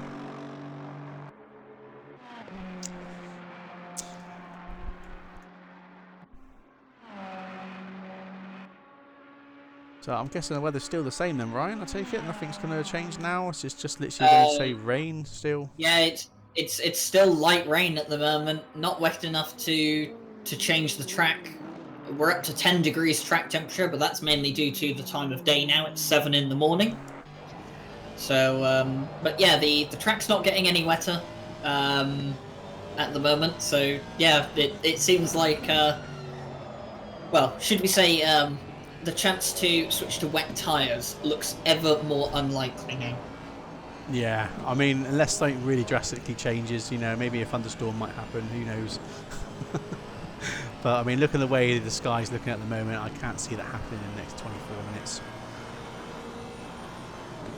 So there we are. At the moment, I mean, it's across the grid, everyone's sort of spread out again. We had that little bit of action literally about 4 minutes ago, but now it's sort of, yeah, I think because some people are taking a 2-stop strategy, that's really sort of spread the field out a bit. So we're hoping that we might get some more action shortly. Seeing who is actually close at the moment. So Samir is still 3.6 seconds off of Martins at the moment. So I don't think there'll be any change there between these two guys at the moment. So good there with Samir. Just jump over to him quickly. Nothing really going on with him either. So we have got someone in the pits by the looks of it. Ramos is coming out the pit, so that was while his relative was up then for a second. See what Samuel Ratz is doing. Samuel Ratz is actually closing the gap here up on Gonzalez at the moment. So see if anything materialises from this. So that has come out of the blue. I can tell you that Ramos retired from the race back when he received his 30-second stop-go penalty. So he's been out of the race for a while now. Ah, there we go. So let's just jump over to here so we get a bit of action for you guys. So Samuel Ratz is going for the overtake here, as it looks like he has gone it. He has managed to get the pass past Gonzalez right now, so that puts Samuel Ratz up to P8. Yeah, they just make it look so simple, don't they? Where they just get the toe down the camel straight, and then they just get to the inside, and driver on the outside makes it look so simple too, because they let him in line and they get right back on the chase. And by the way, if you would have told me Samuel Ratz, after getting a drive-through, I believe he got a drive-through, correct, at the beginning of this race, would be inside the top 10, I would say you're crazy. But here we are at this point in the race. Samuel Ratz has driven into the top 10, into 9th. That's an incredible rebound. In it just, yeah, absolutely. It's just been pretty incredible what some of these guys have done. But yeah, it's just shame to see that Darren King and Jada at the moment almost at the back of the grid at the moment because of their second stop. Also with Steve Strelo, who also had a second stop there. So, I mean, I can't see if anyone else is going to actually go in for another pit in the next 22 minutes. That's for sure. I guess we're just going to have to just literally just wait and see what happens. Yeah, exactly. I've certainly learned to not say anything, because these drivers, I swear they're listening to us and doing the opposite of what we're saying on purpose just to spite us. But I agree. We're going to have to sit here and wait for 21 minutes to see how this is going to shake down. That being said, second place Samir has closed the gap ever so slightly. It widened out for several laps. Now it's constricting a little bit, and you just never really know what's going to happen. So I'm just glad that we get to see it and have these fantastic angles and this excellent layout here.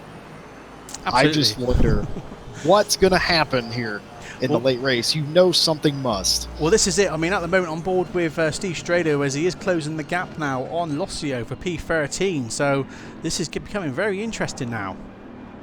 As they're just coming through the bus stop, we'll see what happens. It looks like Strado has got the better exit. But is it enough to get him past? I don't think so, because Lossio has got the inside line. Not the best camera pick there, but it looks like Steve Strado has actually managed to get the pass. So Steve Strado has managed to take P13 there off of Lossio. So this is getting interesting now. So Lossio is really sort of losing his pace here by the looks of it, isn't he? His last lap was a 2 minutes 25, where Steve Strado's was a 2 minutes 23. So 2 seconds lost there by Lossio, which has obviously lost him that position. So getting very interesting now for the last sort of 20 minutes of the race. Yeah, and as you mentioned that, last 20 minutes now, I've been looking at the time rewards, and I've come to the conclusion it's between David Martinez and Samir Ibrahimi. Palomilla does not have the pace right now. He's lapping about the 123, high 123s, whereas David Martinez and Samir Ibrahimi keep going between the mid 123s to the low 123s. So I think realistically, it's between the two Aston Martins right now, which is not something I expected. Well, before coming into this this race, I didn't expect two Aston Martins to potentially be fighting it out for a win here. But David Martinez, what a brilliant race he has driven here today. He's been smooth, he's been consistent. You know, he's made the overtakes he's needed to make, but he hasn't kind of put himself in any danger. When Luca Lossio got past him, he just stuck with him. He didn't try anything dangerous. He didn't try and force his way back past. He just bided his time, and it's worked out brilliantly. Well, this is interesting now. So Jardia is on the back of Donado, but Donado is currently in P5, where Jardia is currently P16. So this is going to get interesting. So it looks like Jardia is a lap down then, by looks it from that second pit stop. How often do you think anyone's ever said that about Jardier? Oh. I can't really say, actually. I don't mean to be the bearer of bad news for Darren King, but David Martinez is about to put a third lap on him. Yeah, and he did the smart thing there. He very obviously let off and let the leader go, which is an incredibly respectful thing. Something I've come to understand is completely commonplace in RLM races, but there's just the veteran's smart move there, just to let the leader by, and because he's running his own race at this point. Yeah, shame that is. So yeah, so Jardy did get the pass there on of Dinardo, but obviously he doesn't gain any positions from that. He's just unlapping himself. Yeah, and I've actually just realised, looking at the timing board, Jardia is 2 laps down to the leader. So Jardia 2 laps down, Darren King 3 laps down to the leader. So that is what that extra pit stop has cost those two.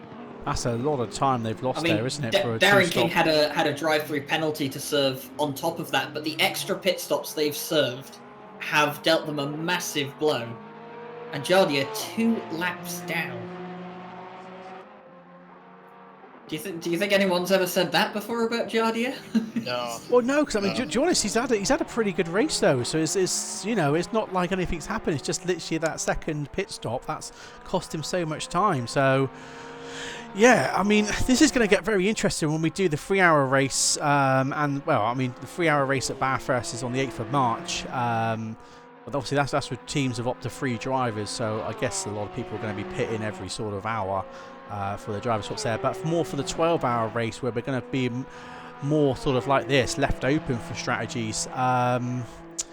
You know, I mean, a lot could happen there as well. So that's going to be interesting for the 12-hour race of Suzuka. So yeah, guys, don't forget to put that in your diaries. That'll be the 18th of April. We got qualifying the week before, so we will probably end up streaming the qualifying. So there'll be 2 hours of qualifying because basically the guys will be having to do two rounds of qualifying to get an average time to then put them into their qualifying position for the 12-hour race the week later. So yeah, we will be streaming that on the 11th of I believe it will be 11th or 12th of April. I will double check that later on. But obviously the 12-hour race is at Suzuka on the 18th of April, so do check that out. So I don't think too much is going to happen here at the moment. Steve Strado is now starting to close the gap here on Marcel Pfister at the moment as well.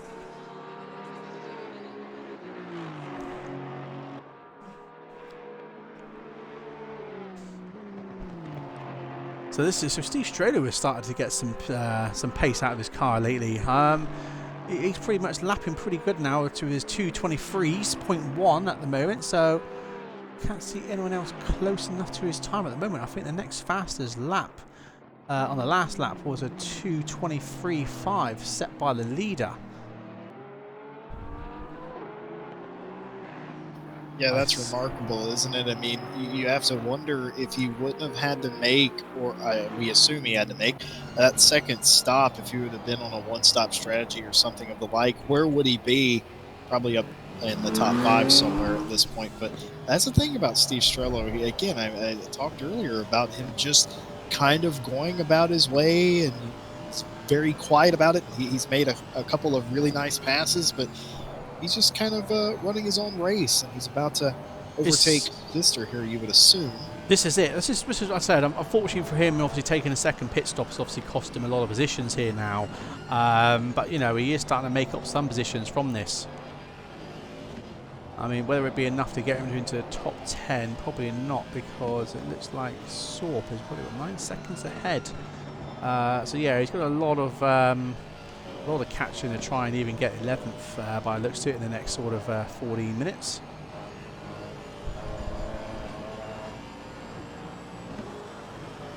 I can tell you one guy who, if this finishes the way that it is, would be really excited to get out of here with this result. That is David Martinez. I mean, you're talking about a big points day, especially against some drivers that may be signed out and some drivers that have perhaps struggled a bit, or of course finishing behind him. This will be massive for him. He's in 7th in the points right now, and I mean, how you can't understate how big, I mean, his first podium of the season, let alone a win, would be for him. This is it, yeah. I mean, it just goes to show, you know, I said an hour and 15 minutes or so ago, you know, we had Luca Lossio holding P1, you know, but he decided to pit so early on to do a 2-stop pit strategy that obviously it's cost him the lead, so it's put him down to P14 because of that, and the same with Strelo. But I mean, this would have been interesting. I mean, if everyone did do a 2-stop strategy, what would the leader be now? Would it actually be Strelo then, would it? Because this is interesting, isn't it? Because Lossio was a lot further ahead. As we say, that Strado is got the inside line here on Marcel Pfister, so it looks like we have got the overtake. There was a little bit of contact there between them, but it was fair game there. So it looks like Strado has managed to get the pass there on Pfister for P12. So some great racing going on there. So still plenty of action going on here and there at the moment. But I don't think there'll be going to be much change at the moment with the top 10 right now. Yeah, something I can tell you guys is that there is a dry line on the track, even though it is raining. Track temperature up to 12 degrees at the moment, and there is a dry line, so yeah, it's very unlikely that obviously it's going to hammer down in the last 12 minutes here as we come towards the end of the race. But just on that note for David Martinez, this is going to be a great result for him.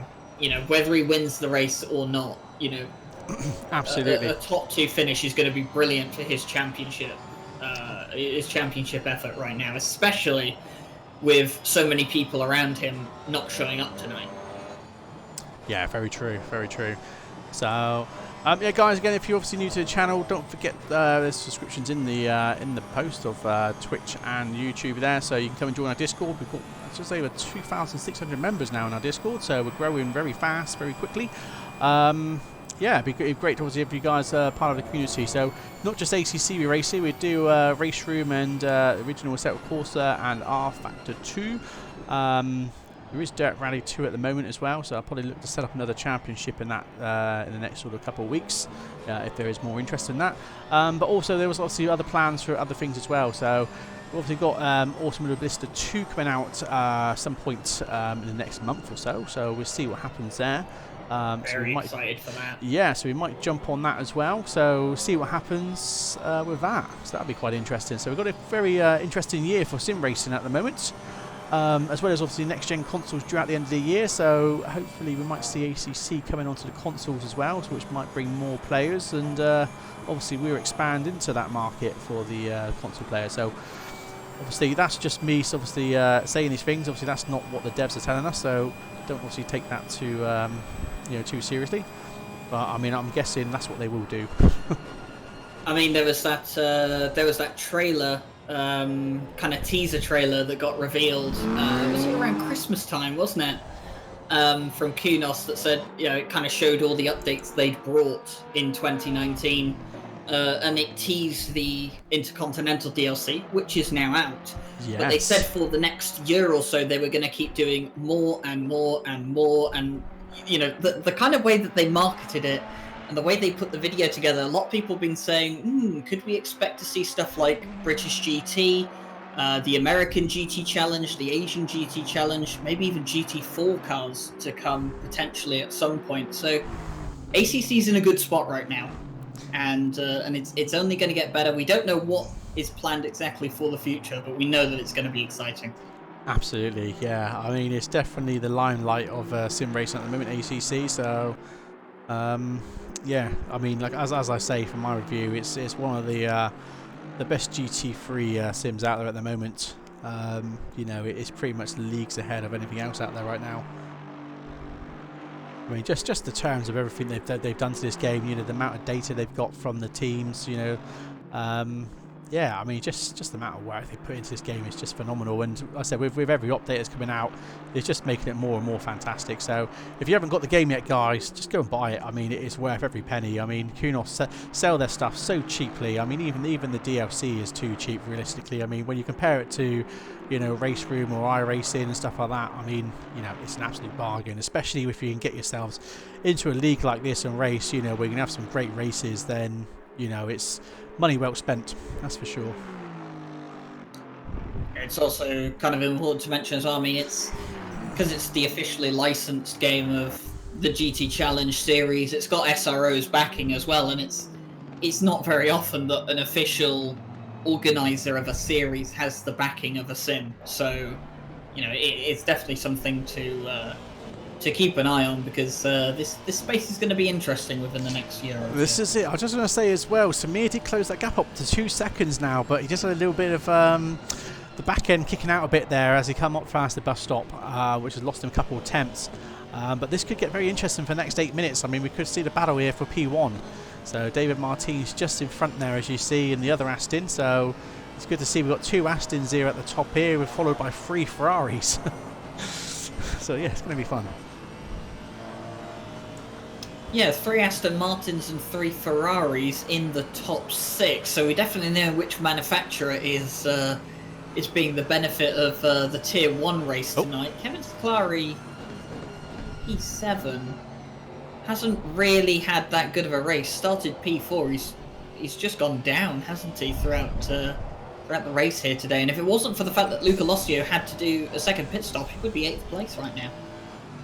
Yeah, I mean, this is, like I said, this is really interesting what is going on right now.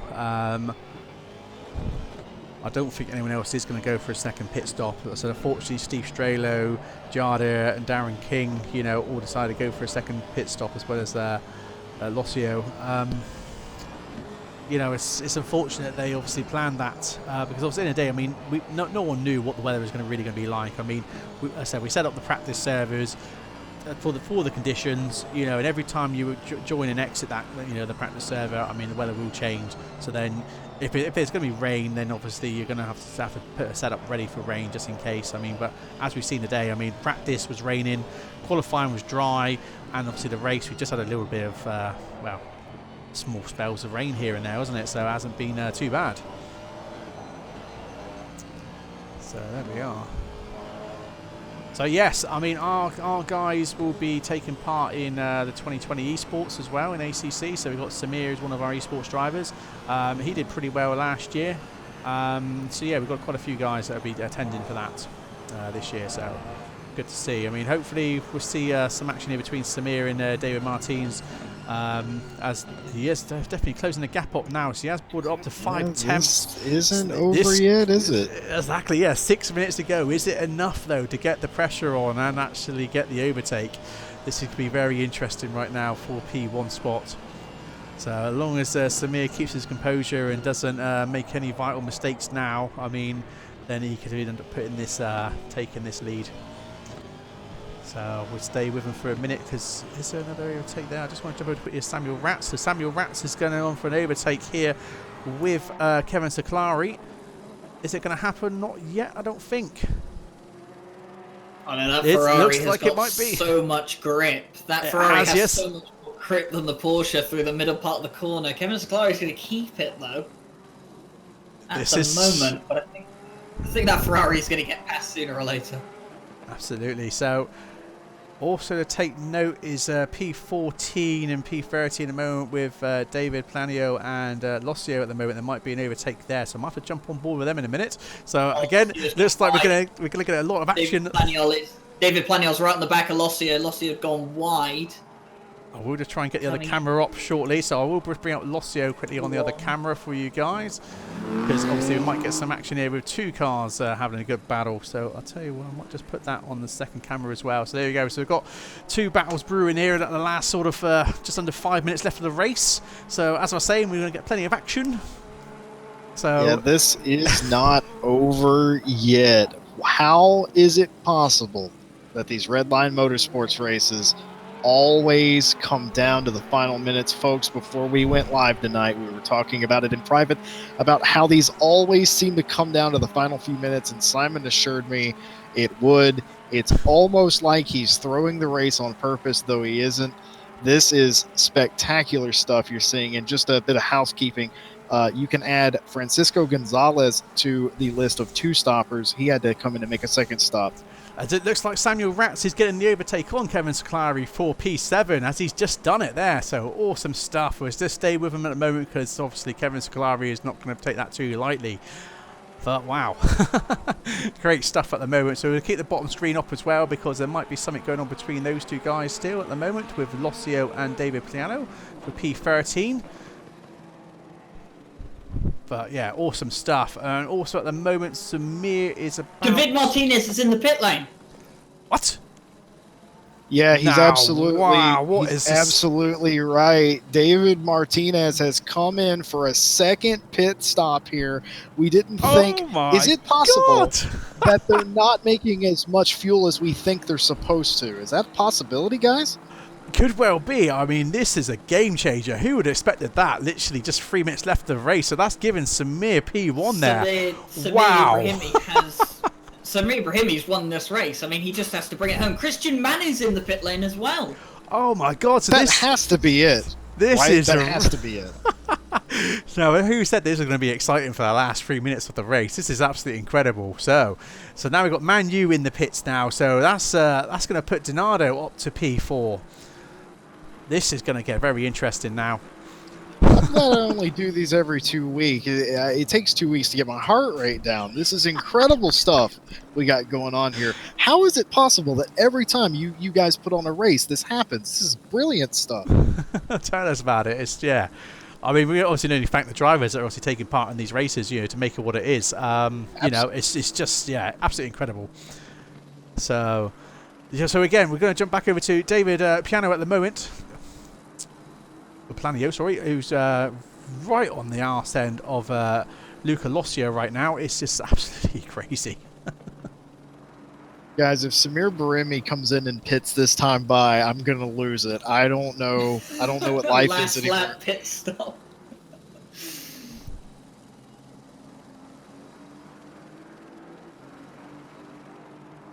So David Martinez has come out. What position has he come out in? He has come out in 4th place. So David Martinez, well, he's lost the win. And he's lost the podium. Wow, this is just... Who would have really expected this? Christian Manu has a drive-through penalty for speeding in the pit lane. Oh my God, this is just insane. Absolutely insane. So, Christian Manu must be absolutely kicking himself now to get a drive-through for that right at the last couple of minutes of the race. Crazy stuff. So...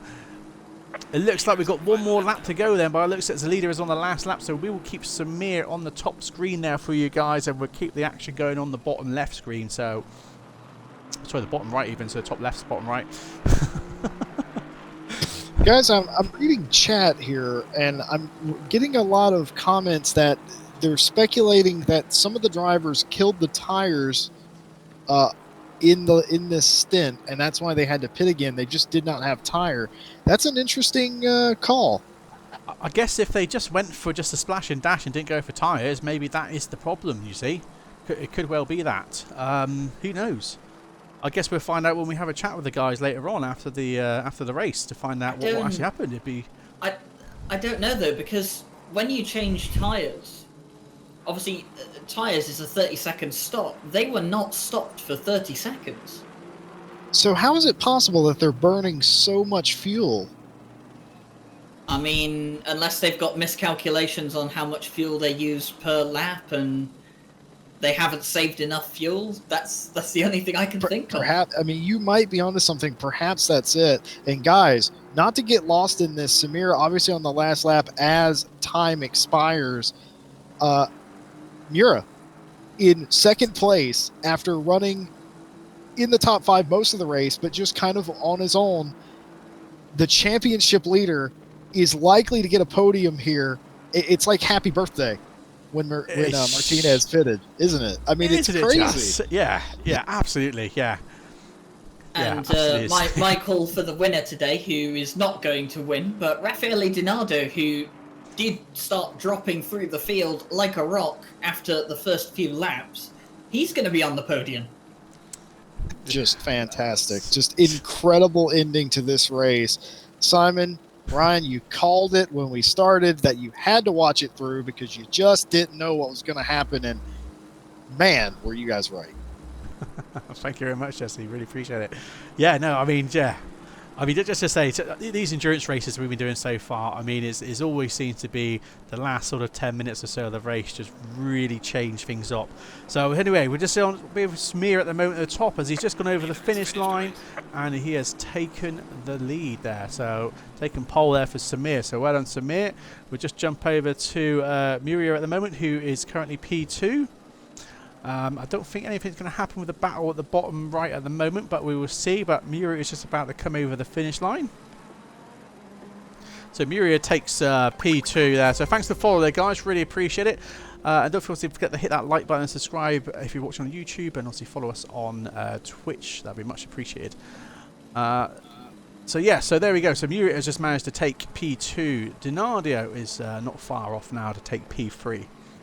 Look at Rafael Donardo. He is so elated. He realizes he has a podium here. He's flashing his lights this whole third sector. He's so happy. And why not? Absolutely, yeah. Great stuff. Well done. Who is that? Is that Darren King now who's That's crashed into the Darren wall? King. Oh my god. On the last lap has crashed into the wall. Gonzalez is in the pit lane on the lap that he should have been crossing the line. Crazy. So David Martinez takes P4 there. Paul Costa takes P5. Samuel Ratz is just coming around to the bus stop shortly, so he will take P6 there. Wow. It's interesting. 10th David place. Planiol is past Luca Lossio, by the way. I'm not sure if that was picked up Yes, or not. it was on the stream, but unfortunately I didn't get to capture that, sorry. But there we go. So Clary has managed to take P7. Chris Hokie is just coming around the corner now to take P8. Of course, Christian Manu cannot serve his drive-through penalty on this final lap. So when he crosses the line, he's going to get a time penalty instead.